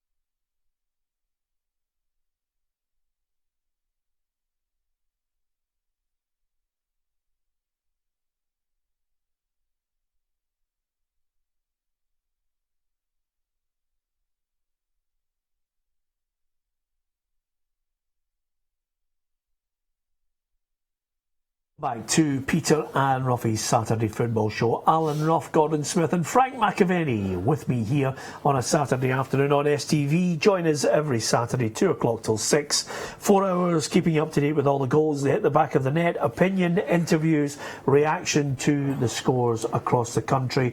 Good day for Celtic, 6-1 win over Kilmarnock with Scott Sinclair scoring in his 6th consecutive league game to create a record for Celtic player to do so. And it was a good day for Moussa Dembele. He scored his 9th and 10th goal of the season for Celtic. Suleiman Koulibaly can maybe take a little consolation from the fact that he hit a wonder goal for Kilmarnock in that game, well worthy of your viewing at some point over the weekend. As far as tomorrow, we'll be looking at Aberdeen against Rangers and Hamilton against St Johnstone. Ruffy, give us your thoughts on the Championship as well. Key game there, Queen of the South against Hibernian. Hibernian were knocking on the door, just couldn't get the goal. Yeah, and apart from these two, obviously the other contenders, Dundee United, Falkirk, winning today, which puts them back up there again. But Queen of the South will be happy with that. I'm sure Neil Lennon will be happy as well, going down to 10 men after that's happening to him last week as well. So I think these are the teams, the 4 teams that will be there or thereabouts at the end of the season. Yeah, I still had that feeling, Gordon, that Hibs would have said it at the start of the season. I thought they would run away with this division. I still think they will do, but these little blips give everyone else confidence. You get them a start. I think Hibs have probably got the best group of players. You're right, and the experience in that team as well, Peter. But as I say, that they've dropped some points there. Last week was more of a shock. Today it probably turns out to be a good point, because when you're down to 10 men against a team that's like Queen of the South who are leading, it's good. But I mean, roughly saying there are 4 teams, but at the moment we're seeing a separation of 5 teams really. You've got 6 points separating the top 5. So you've got obviously got Queen of the South and Hibs up there, but you've also got Wraith, who got back in the winning form today. But squeezing through now to join them are coming Falkirk and Dundee United, who are both up there. Dundee United's at 11 points, but top of the league at the moment still Queen of the South is 17. So I think it's going to be good. That's half the league are going to be challenging for that top spot. We saw that last season, but every game's a hard game in this division, because I think if Hibs can keep the same 11 men on the pitch, they won games. So I mean, unfortunately last week, but they'll not be happy people getting sent off, that's for sure. Yeah, absolutely. And the story of the Premiership, we were talking about it earlier, it was a big win for Celtic. I think today was an opportunity missed for the other end of Edinburgh, Hearts, today against Ross County, with 10 men on the park, Ross County as well, Ruffy. Yeah, I mean, the 10 men, it was quite late on in the game, and sometimes a lot of managers will tell you when a team goes down to 10 men, when it's late on in the game, they just get everybody behind the ball and make it even tighter to try and get a goal, and that looks like what Ross County have done. I think Jim McIntyre's got them very well organised, and that looks as if it's the case, and Hearts will be disappointed, particularly with a big crowd that they're getting at home, not to get the 3 points there. Yeah, well, yet again today, you're talking about big crowds. The Hearts End was sold out once again. That gives you an indication of the demand for tickets to get into Tynecastle to watch Robbie Nielsen's side. Coming up after this quick break, we are going to focus on Aberdeen against Rangers at Pittodrie. Mark Warburton will give us his thoughts on a game that's had some negative build-up. We'll look at the positives of the two teams and the potential match winners in the game, and we'll also hear from Lee Wallace with some interesting thoughts on Rangers.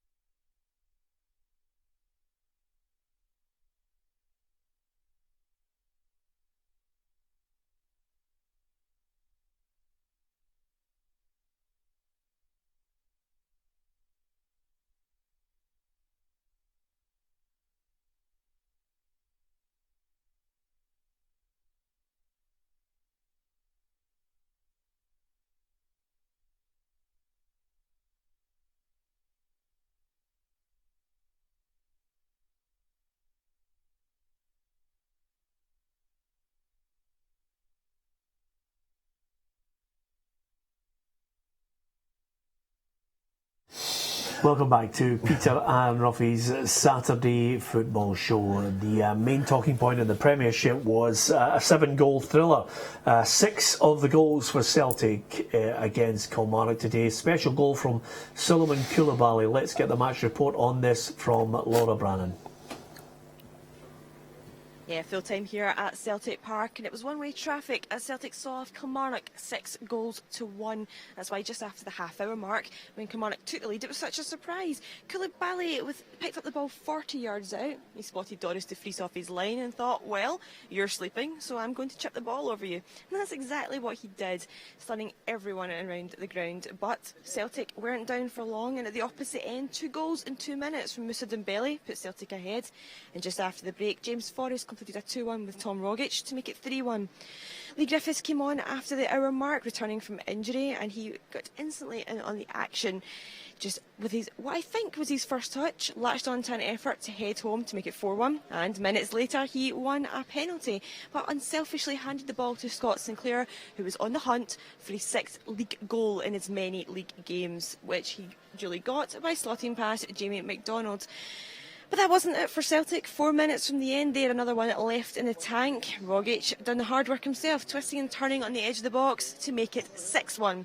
Just the warm-up, Celtic would have wanted ahead of their Champions League game against Manchester City during the week. A high tempo, accurate passing and lots of confidence from Brendan Rodgers' men. So it finishes here at Celtic Park. Celtic 6, Kilmarnock 1.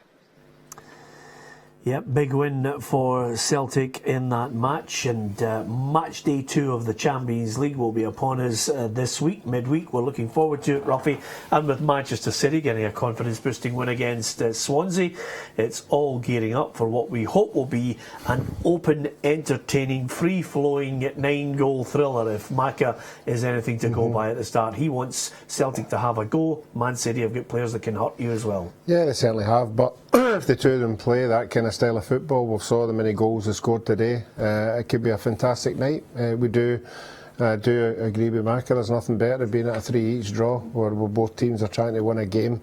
But again, we'll have to wait and see what Brendan Rodgers is going to try and take out of that game. I think we all know that they're not going to get into the qualifying stages. If his target's set and trying to get in for 3rd place, then he has to pick up points, and he has to pick up points at home. And that's, I think, what he'll be trying to do during the week. In the other matches, it was Hearts 0, Ross County 0, despite the fact that Ross County were down to 10 men. Ian McShane sent off. Hearts couldn't find a way through in that game. Big win today for Richie Foran and Inverness, 3-1 against Dundee. Problems for Paul Hartley. Obviously, earlier on in the season, as Gordon Smith highlighted, he's lost goal scorers, but he's tried to replace them. He's changed the team about, and they still haven't quite managed to hit the form that they were able to do last season, despite obviously missing out on the top 6 in the last few games of the Premiership. But they lost today, and Inverness getting the points, which takes them to 8th position in the table. Partick Thistle looked as if Alan Archibald's side were going to get the win against Motherwell. They were a goal up through Chris Erskine, but Scott McDonald got the equaliser for a share of the spoils at Firhill. That's how it looks in the Premiership. There are 2 games tomorrow, Hamilton against St Johnstone, and one other match that I think is getting quite a lot of attention, not only on TV and radio, on the back pages of the newspapers. It's Aberdeen against Rangers. The build-up for this one, some negative elements, but we're going to try and focus on the positives. Of course, Mark Warburton, well aware of the back catalogue of misdemeanours in this game between Aberdeen and Rangers.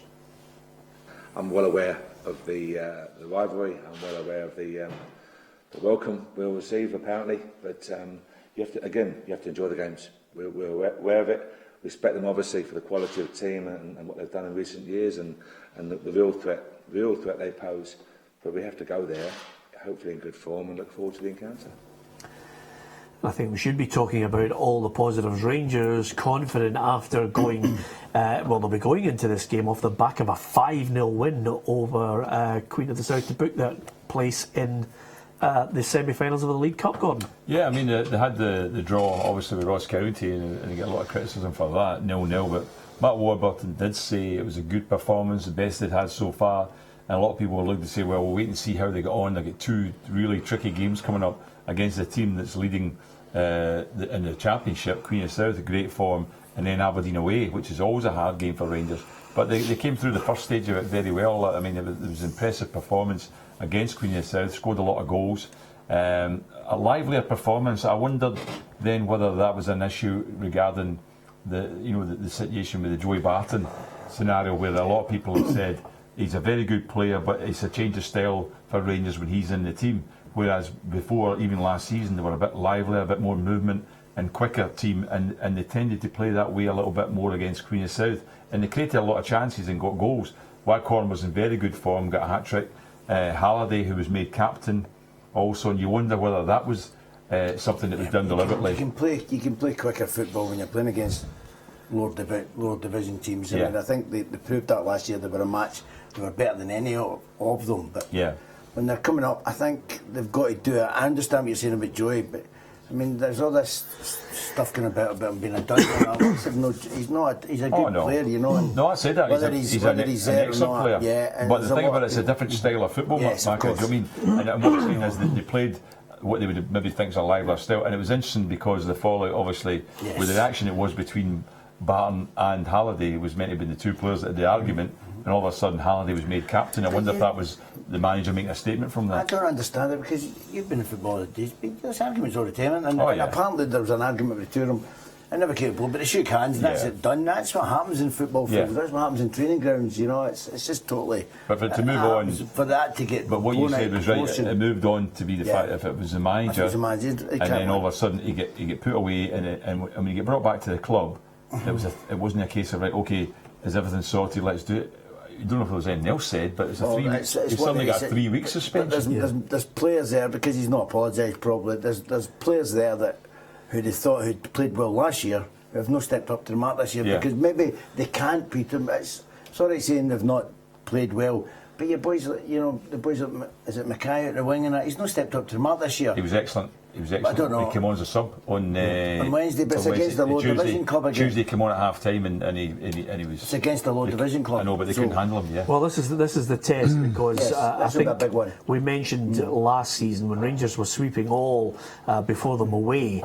Suddenly, when you move up to a better standard of player, suddenly questions are asked. As you well know, Gordon, you're only one match away from a crisis in Rangers or Celtic, or because of the demands and the expectations of the fans. This is a big month for Rangers. I'm not so sure I buy into people, suggesting that if they lose 2 games in the trot, suddenly people are starting to suggest they're going to lose their jobs. I wouldn't buy into that. But you're looking at a situation here where they've got Aberdeen at Pittodrie, then they've got Partick Thistle, Inverness, and then Celtic in the League Cup semi-final. Big tests. Hearts, I think the next game's Hearts after that. Yes. Then the next game's Hearts. So big tests in that month that can make or break you. No doubt about it. I mean, these are crucial games because Rangers, at the moment, are sitting in level points with Aberdeen. So this game tomorrow is a big game from that point of view because the winner of the game will put themselves up the league closer to Celtic. If St Johnstone win tomorrow, funnily enough, St Johnstone actually go second spot. Nobody can stop that if St Johnstone win. But Aberdeen, if they get the 3 points, then they'll be a point behind St Johnstone, closer to Celtic, and Rangers then will be sitting quite a bit off Celtic. Well, I think 7 points is a lot to ask anybody. I mean, the role reversal from the 90s is incredible here when you consider the spending power of Rangers in the 90s, Ruffy. And Celtic on more than a few occasions were not the challengers to Rangers in the 90s. It was Aberdeen who were challenging Rangers. Here we are in the 21st century. Celtic can outspend Rangers.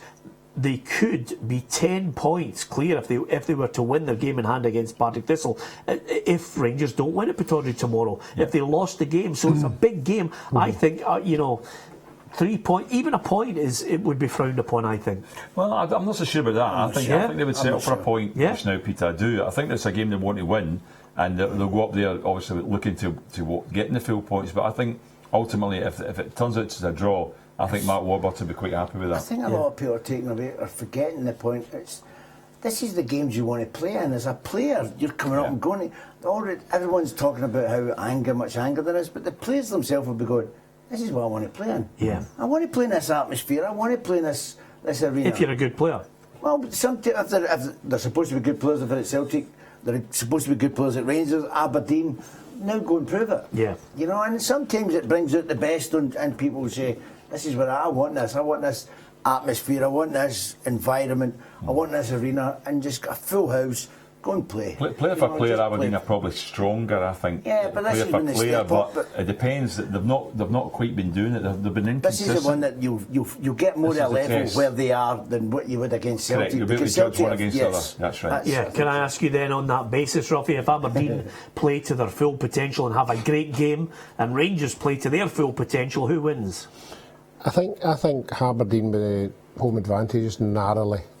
I can't see much between the two sides. I think a big miss for Aberdeen would be the wee boy Hayes. I think he's a crucial player for them. He's got a hamstring injury. He's got the pace, and it seems to be pace that hurts Rangers. You know, pace in advanced areas. Aberdeen, not too sure about that. They've got the same pace as Celtic. In fact, I don't think they have got the same pace. I think they've got different players, and McLean, you know, and McGinn, you know, they're different kind of players, but they will cause Rangers problems with balls into the box, whether it's Rooney or whether it's Stockley, and that's where Rangers have been poor. You know, quality balls into the box, haven't been able to defend it. I still think Rangers will get chances. I'm not convinced that the Aberdeen defence is as good as what they used to be. Aberdeen, when you come up against Aberdeen, the strength was the defence. You know, the strength was the players they had, the McLeishes and the Millers. You know, I don't think they're anywhere near that standard at all. But certainly their fullbacks will get forward. I think Shinnie will be a big player for them as well. I just feel Aberdeen are beginning to get back to where we all thought they were last year. I'm not sure yet if Rangers know their best 11 yet. I think if they go up there and play the two full-backs, what they're trying to be doing, which if they play the two full-backs up the park, what they've been doing, I think Aberdeen will take a couple off. It's really noticeable. I mean, it's a great place to go. Aberdeen's a great place. Pittodrie's a great place to play, Peter. It's a magnificent little stadium, isn't it? Just as when you were touching, it was a great result against Queen of the South, and it was to win 5-0 in any game. But the difference is now that Rangers have been up the level. Yes. The two main players that we talked about all the way through the divisions in the Rangers and the way up was Lee Wallace and Tavernier. I know. We don't speak, but they're not doing it the way they were doing it. They're getting found out. They're not getting found out. They're just coming up against better players where they can't go forward. But do you know what I had to laugh this week? Talking about Pittodrie, what you were talking about, Miller McLeish. When Willie Miller went to the game last week, he put it on. It was on social media apparently. He went to the game, and the girl stopped him. He says, "Come out." He says, "Willie Miller, BBC," and she went, "Have you been here before?" Willie Miller. I've been here before. Have you been here before? Well, 10,000 times. With all due respect, Willie's hair and his moustache have changed slightly over the course. But then, of course, as you get older, people forget about you, which is why I remind them continually of how good a goalkeeper you were, Robbie. Yeah, and that's why you keep the same hairstyle. You keep the mullet for 30 years and you're recognised right away. Absolutely. Maku's recognised right away. Maka, yep. Kept to one a perm. A perm that you had once upon a time, Maka. Have we any clearance from Parkhead yet? I'm just about to give you that right now. You were talking about your mullet. I don't have that sort of a cheesy look when you get this. Brendan Rodgers confirmed that Doris De Vries picked up an injury. There you go. And that's why he was substituted. So that takes any kind of speculation about his performance. Of course. So, well, listen, you can only take the manager at his word. It's just experience. Absolutely. Listen, we heard from Mark Warburton about this game, Aberdeen against Rangers. Let's hear from the Rangers captain, Lee Wallace. Yeah, but I think that's just how we operate anyway. Any game, you could have guessed I was going to say that. Any game that we've got, the build-up's purely on the football. We've unfortunately over the years had a lot of things that have went on out with the football inside that we're used to that. So the only way as professionals and the only way that we know it through in that dressing room is to prepare like we always do. Come in here, work hard every day, and look towards the next game, which is obviously Aberdeen on Sunday. So. The preparations have been good, training quality has been very high, the momentum, the confidence is slowly getting there, and it's obviously a fixture on Sunday that we're all looking forward to. I like Lee Wallace. I think he has the qualities of a Rangers captain, Gordon. He conducts himself impeccably well, doesn't get involved in this sideshow that has developed in the element of Aberdeen and Rangers fans who really are not what the game's all about. Yeah, you have to admire him, because he was a player at the time. Just the problems, and he could have walked away, and he didn't. And I think the Rangers fans appreciated that. They were quite angry with a lot of the players who just took advantage of it. But he didn't play on Tuesday night. He was, I think, he was just rested. They played Hodgson, who had Irish international player who came from Kilmarnock. He played left back, and he actually played well. Right-sided player, but he played well in the position, so he can play right back too. So he's a more defensive player. He does quite well going forward, but he's more defensive than Tavernier is. So the other one that played in St Peter was Crooks. Big lad came on there, acting Stanley as well. Remember, he came at the same time as Windass, and he came on. He's a big lad. He came on as a substitute, and I wonder if they might look at Rangers might look to get somebody like that in their midfield marker, because what happens is he's a big strong boy. Remember the big lad Ball they played last year in games? He was a defensive type player, but he kind of controlled that kind of midfield area to try and protect the defenders when Rangers were attacking. And I was thinking maybe Crooks is a possibility. If Windass makes it, he might go in the team. Holt pulled out before the game, so he's been doing quite reasonably well. So it depends what kind of team Rangers put out there on Sunday tomorrow. The biggest problem with the manager is he doesn't change anything. You know, Aberdeen, same system. Aberdeen know how they're going to play, so there's not going to be any shocks. No. I don't understand, you know, when they went to Celtic Park, I don't understand why he didn't play three at the back, with the two full-backs coming in and tucking in and making it five. And I just don't understand, because Celtic were on, you know, because they two forwards, they two defenders, we done it at Celtic, but Rogan and Morris could bomb up and down all day long, and these two boys at Rangers can do that as well. But it's got to be controlled. I think the big problem in this game, Roffy, could be the situation. If you look at the evidence of what happened in the game between Celtic and Rangers, Aberdeen have got someone like Jayden Stockley, who's your classic centre forward. He can cause all sorts of problems from set pieces, and Rangers have been found wanting at set pieces. Yeah, and I think any manager will tell you, you know, to stop that kind of thing happening is you have to stop the ammunition. You have to stop the balls getting into the box, and Tavernier and Wallace aren't great defenders. I think their biggest assets are going forward. So Aberdeen will get chances getting into the latter third, you know, to put quality balls in there. And they have a midfield who do back up the striker. They get up round about the 18-yard box. McLean's always floating about. So anything coming out, if it's not defended properly, the Aberdeen midfield will cash on it. But I just think it's going to be really close. I can't see Aberdeen running away with this game at all. I think Rangers will put in a good shift tomorrow. And listening to Lee Wallace there, they seem to be now getting that sort of a siege mentality that Aberdeen had. You know, everybody doesn't really like us, everybody wants to see us failing. That sometimes can be a good thing, sometimes it can be a bad thing. But if you're focusing getting into games and trying to prove people wrong, sometimes some players maybe just go over the mark a wee bit and silly things happen. Yeah, I think you're right about the Aberdeen in terms of they'll miss Hayes, because I think that was a bit of a problem. He pulled out on Thursday night. I don't know whether they were just saving him then for Saturday, think, well, we won't take a risk with you. But they've got Pollitt in the midfield there, you've got like some McGinn's creative player, you've got McLean, but the boy that they're relying on a lot, and he looks a very good player, is Madison. Peter. Yeah, the Norwich City lad. He's been outstanding. He's only 19, but he is a player. There's no doubt about that. And I think he's someone who can actually fashion this game for Aberdeen. If he turns it around, he can create. But they didn't get many chances in the game against St Johnstone. St Johnstone weren't out of the game hardly at all. But then Rooney came on as sub and scored a very good goal, and Madison put the cross in, and Rooney's headed it in, and that's where Rangers do have a difficulty, is in the aerial side of the game.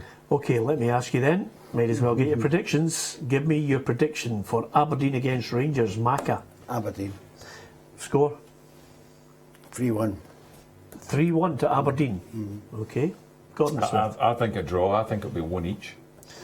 Okay, Ruffy? I'm going to go one each as well. Alrighty. Interesting stuff. That's great. Well, sitting in the fence.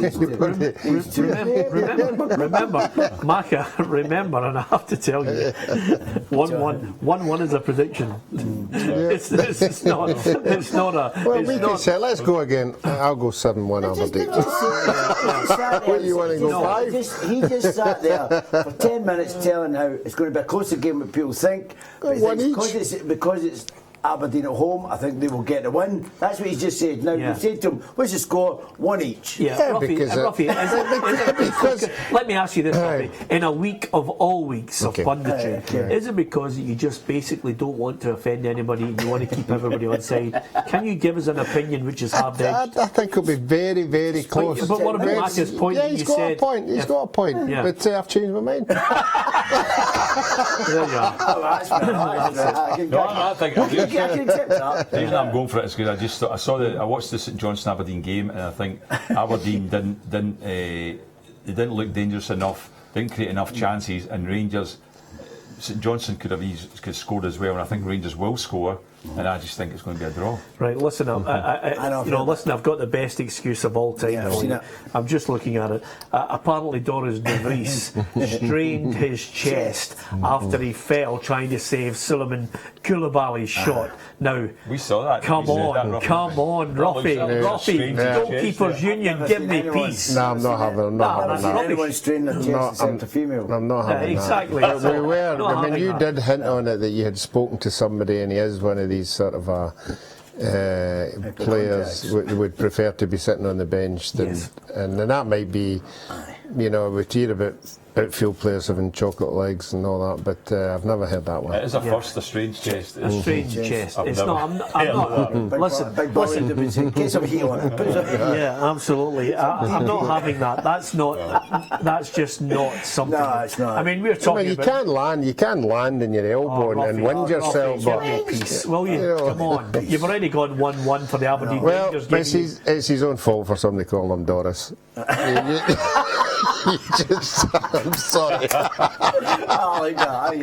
I'm sorry. I mean, you're just going to get hit with everything. Now, listen, as I often say on the programme, to give a little bit of balance to this, your normal is not necessarily someone else's normal. Doris could be a name in another country which is perfectly acceptable for a male. No, I'm not having that. No, I'm not. I don't care if you're not having it. I'm giving you the politically correct answer to it. But I'm not having a strained chest on it. He was absolutely well and truly beaten.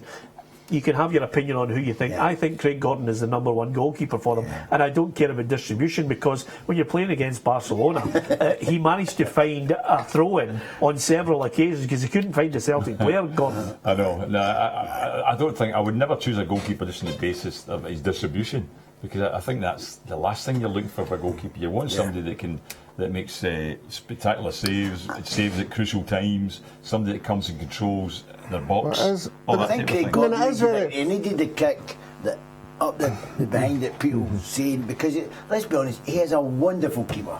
There is no taking away for that. I think he's one of the top keepers going to put definitely up here. Yeah. And he came in, and I'm thinking, what a wonderful signing for Celtic, because God, nothing, and it was incredible. He's unfortunately the standard that he set when he came in. The year that he had was unbelievable, and then every time you start making wee mistakes here and then people start nitpicking and saying blah blah blah. But in the whole, he is a quality goalkeeper. The saves he makes, and he makes important saves, and that's why when it initially came out, I could appreciate what he's feeling about it. He would have been distraught, saving a penalty kick. If I was Julie Andrews, what would you have said to him after the game? Ian Andrews, what would you have said to him? If what happened? Up to him 40 yards. 40 yards? No, goalkeepers stick together. They always support them. They always support that. Listen, at the end of the day, he's been beaten from a fair distance out. Brendan Rodgers has said, fair play to the kid. He scored a brilliant goal, and you won't see many better this weekend, but Celtic stayed calm. That's the initial response from Brendan Rodgers in the press conference to that. The Doris De Vries substitution at half-time has been explained away as a strain on De Vries' chest as he was trying to save the shot from Koulibaly. You can take anything you want from that, whether you believe it or not. Sometimes managers and players actually paint pictures that maybe not what you actually witnessed in the game. Here's Brendan Rodgers on that goal. No, brilliant team performance. We started the game well, created 4 or 5 chances in the game, and then in fairness to the kid, he scores a brilliant goal out of nowhere, really. You know, you won't see too many better goals than that over the course of the weekend. You know, the power and the strike was brilliant, really. But we stayed calm after it. Sometimes those types of goals can really shock a team and give the opponent that real resilience to stay in the game. But I thought our attacking play today was very, very good. But equal to that, if not better, was our defensive aggression. You know, the hunger in the team to get the ball back, to press, allowed us to go and get the goals, really. So after that we stayed calm, created chances and played really, really well. You brought on Craig Gordon at half-time for Doris. Was that because of the goal, or what was the reason? He strained his chest, Doris, when he landed. So he maybe could have played on, but we had Craig there fit and capable, and I didn't want to take any risk with it. So we'll see how Doris is over the next couple of days.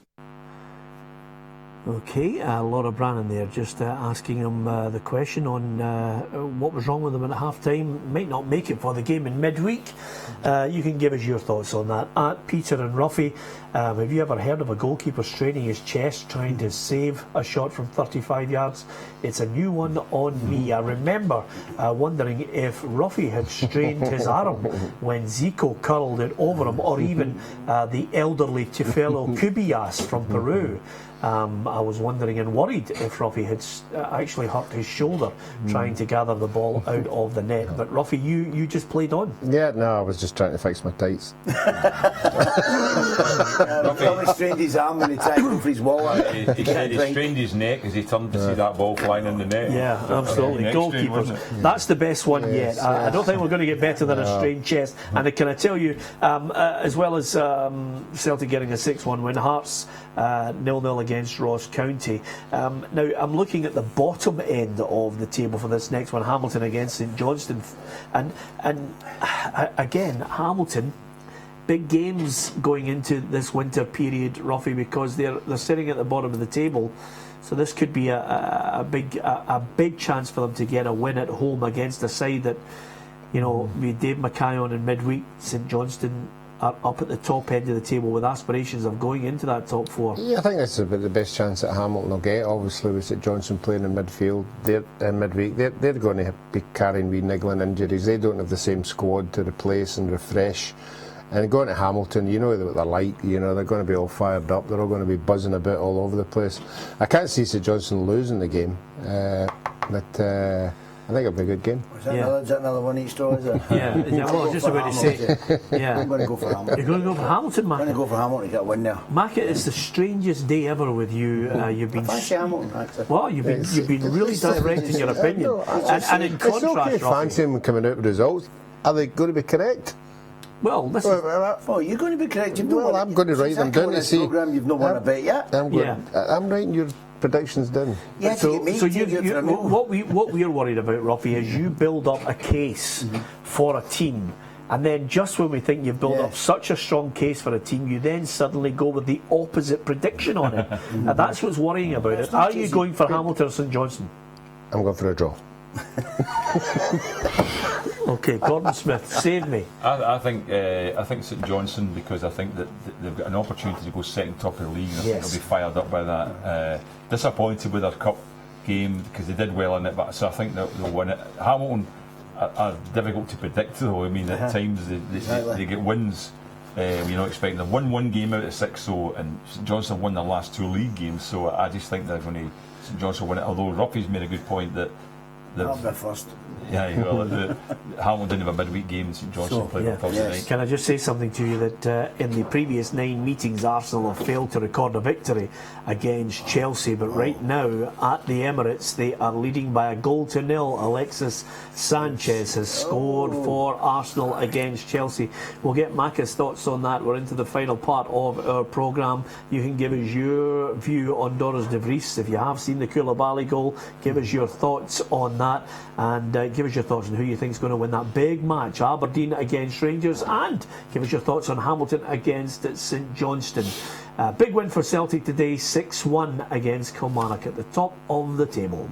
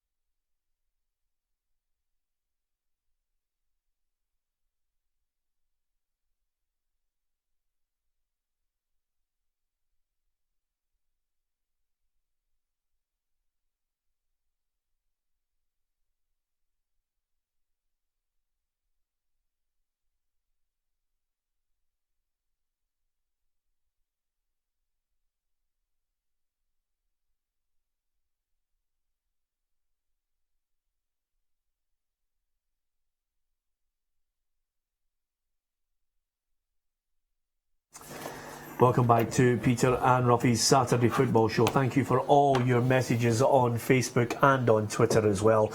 On an afternoon when Celtic hit Kilmarnock for 6-1 the score.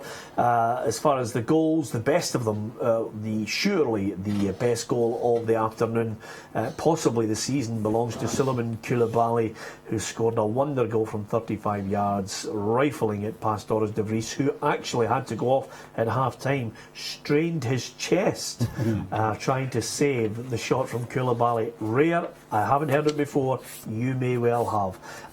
And thank you very much to Jamesy Patrick, who says Doris has a chest strain. It happens all the time, Jamesy. I haven't heard of it before, and I've been involved in the game for a long time. But let's have a quick look at the full-time scores across the country before we go tonight, just to keep you right up to date.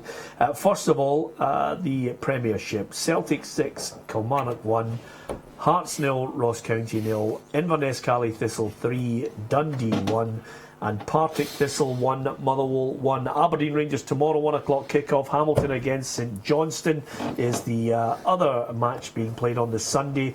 Give us your thoughts, Ruffy, on the other games. Hearts couldn't quite capitalise, and of course Thistle looked as if they were going to get a win, but there was a late equaliser. Yeah, disappointing for Partick Thistle, sitting down the bottom of the league. 2 points could have taken them up a wee bit the league, I believe, Gordon. That would have taken the pressure off them anyway. Yeah. But certainly inability to get that second goal to go on and win games has always been there for everybody to see, and I think it's going to be a long season for Partick this year. They're taking to fourth bottom if they've got a win, but they've got a game in hand, but it's against Celtic. Yeah, and the positivity of getting a 3-1 win for Inverness. It's all turned around in the last couple of weeks for Richie Foran.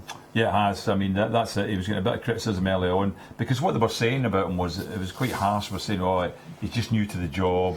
He's maybe not ready for it. It's not the right job. But he was confident. He speaks well, Richie Foran, as we know. And he said he was going to turn it around. They started badly, but that's them beginning to get results now, and they're moving up the league. His biggest problem will be to distance himself from the changing room to the manager's office. That's the biggest problem. But it's just, as long as he's got the respect, Peter, of the players, and that's all that matters. Let's look to the Championship for the full-time results from this division. Dundee United 2, Morton 1, Falkirk 2, Ayr United 0, Queen of the South 0, Hibernian 0, Wraith Rovers 3, Dumbarton 2, and Dunfermline against St Mirren is, it kicked off at 5:15, and it looks as if we've got a latest on that. It's Dunfermline 0, St Mirren 1. So there's a latest on that, a goal for St Mirren. Still waiting on the indication of who the new manager will be, but they've got a 1-goal advantage at the moment. I think revenge is sweet for Dundee United, but I'm sure they would much rather have the goal, the win in the League Cup quarter-finals. Yeah, I think so. I think they'd like to be in the semi-final, but they're seeing maybe things as the most important aspect for their club like Dundee United would be to possibly be getting back in the Premier League. So they will want to put results together in order to get in that top 4 and fight for a playoff place. That's what they're sitting 5th just now, but they're on their way back. That's what they'll be saying now because they're knocked out. But yeah, if they're if they're the one that say, yeah, we can go for everything. Yeah, Ruffy, your old side, Hibernian couldn't quite get the goal in that match against Queen of the South. No, and we spoke about it at the beginning of the season, saying the young boy Cummins was going to be a big player for them. Like all strikers, he's dried up a wee bit. You know, I think he got taken off last week against Ayr United, so he's going to be a big player for them. And I don't think they've enough goal scorers in that Hib side. That's why I don't think they're going to run away with that league. I think that they'll win it eventually, but I think it's going to be a long haul. Okay, Stephen Mallon getting the goal for St Mirren in that game. So they're 1-0 up on Dunfermline. So that's a good score early on for St Mirren. Falkirk now suddenly starting to hit the form that we thought that they might produce this season, Gordon Smith. Yeah, the third league one now. I mean, they started the starts to the league campaign. When they lost a couple of games, but they did so well last year, getting into the playoffs. I think they'll possibly be disappointed how they performed in those playoffs. But I think that this year, Peter Houston, he takes his team forward. I think he'll get them going, and I think I do believe that Falkirk, will be up there, the top 4 side this year. Okay, it looks as if John Sutton has been credited with that goal. Macca, Stevie Mallon running away with his hand in the air as if to say it's my goal, but Sutton's claimed it after looking at the review. It's one of the situations closest to it.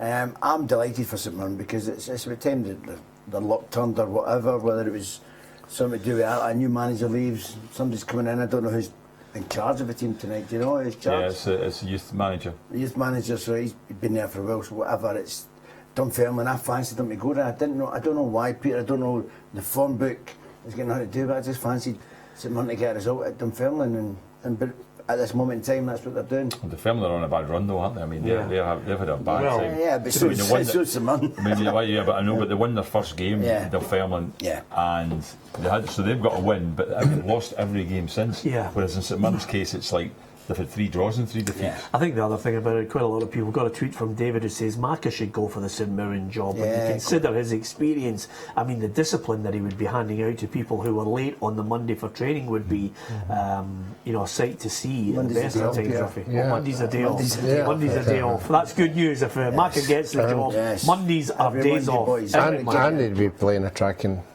football. Oh, absolutely. Very attractive. Of course he would. That's the He'd great be thing. fine then. He'd be If you were- just piling up there.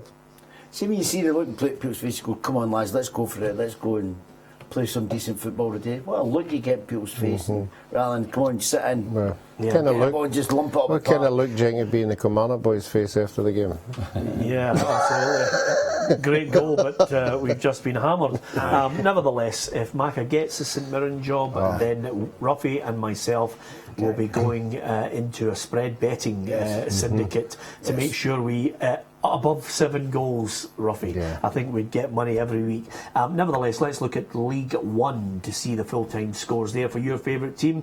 Airdrieonians 0, Albion Rovers 2, Brecon City 2, Peterhead 1, East Fife 3, Livingston 1, Queen's Park 0, Stranraer 2 and Stenhousemuir 2, Alloa 2. Jim Goodwin certainly won't like that scoreline because he got a red card and Stenhousemuir were able to come back and get the draw against Alloa. Yeah, he'll be disappointed with that because they had a 2-0 lead. Yes. And Jim Goodwin, in fairness to him, scored to make it 2-0, as you said. But the fact is that they've thrown it away to a degree because when they know that Livingston have lost 3-1 today, they'll be disappointed because they would have put them clear of Livingston. I mean, they're 1 point ahead of them. But fairness to Brecon as well, Brecon have gone top of the league with Alloa now. So Livingston have dropped from top of the league now into 3rd spot. Okay, let's look at League 2 for the full-time scores. Annan Athletic 1, Edinburgh City 1, Arbroath 0, Cowdenbeath 0, Clyde 0, Forfar 1, Montrose 0, Berwick Rangers 0 and Stirling Albion 0, Elgin City 4 and still Edinburgh City looking for that first win. So that's the full times. What about the Barclays Premier League today? Big result for Manchester United. Manchester United 4, Leicester City 1.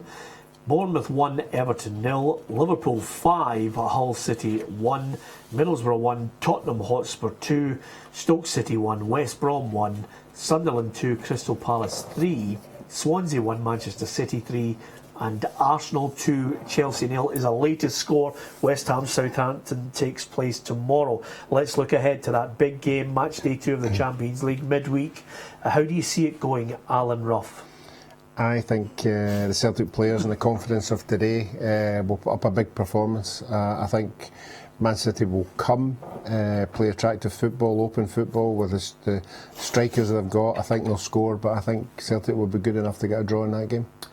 Okay, it's been non-stop draws for you and your predictions, Ruffy. Gordon Smith, do you agree with Ruffy? I think it'll be tight. I think Celtic will get a bit of confidence from it. They'll play a lot better than they did against Barcelona, but I can just see Man City winning 2-1. Okay, from a former Manchester City player, may I add, and Gordon Smith. Maka, Celtic will look towards Dembele with a double today, takes them to 10. Sinclair getting those consecutive goals. If anything, I would suggest to you that maybe in the build-up to this, Celtic players will certainly not go through the same bravado, let me call it that, of saying, you know, we're ready for Manchester City the way they did against Barcelona. I wouldn't think so. I mean, to play against Barcelona, to play against Man City and these great players, it's wonderful. I'm a wee bit in agreement with Gordon. I think they might just be a step too much for Celtic. I think it'll be tight. I hope Ruffy's right. I hope we get a draw or get a win, but I can't see it, Peter. They're such great players.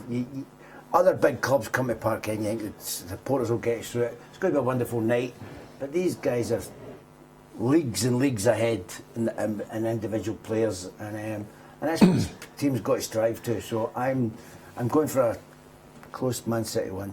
If anything, is the small modicum of light at the end of the tunnel here in the back line, Ruffy, the fact that Shimonovic he's got another game under his belt, and they look as if they've got a settled back four.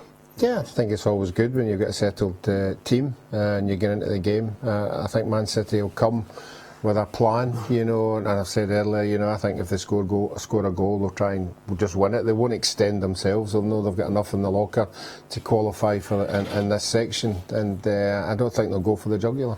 Okay, thanks to Ruffy and Gordon Smith and Frank McAvenny for their contributions today. It started off with all of us arguing, and in the end we've all calmly made up and we're friends. That's what it's all about in the media. If you have a difference of opinion, you just stay friends at the end of it. It's as simple as that. Calm your jets, Ruffy. You're not getting the last word on this one, because we've had an okay show with a couple of dodgy moments from Macca.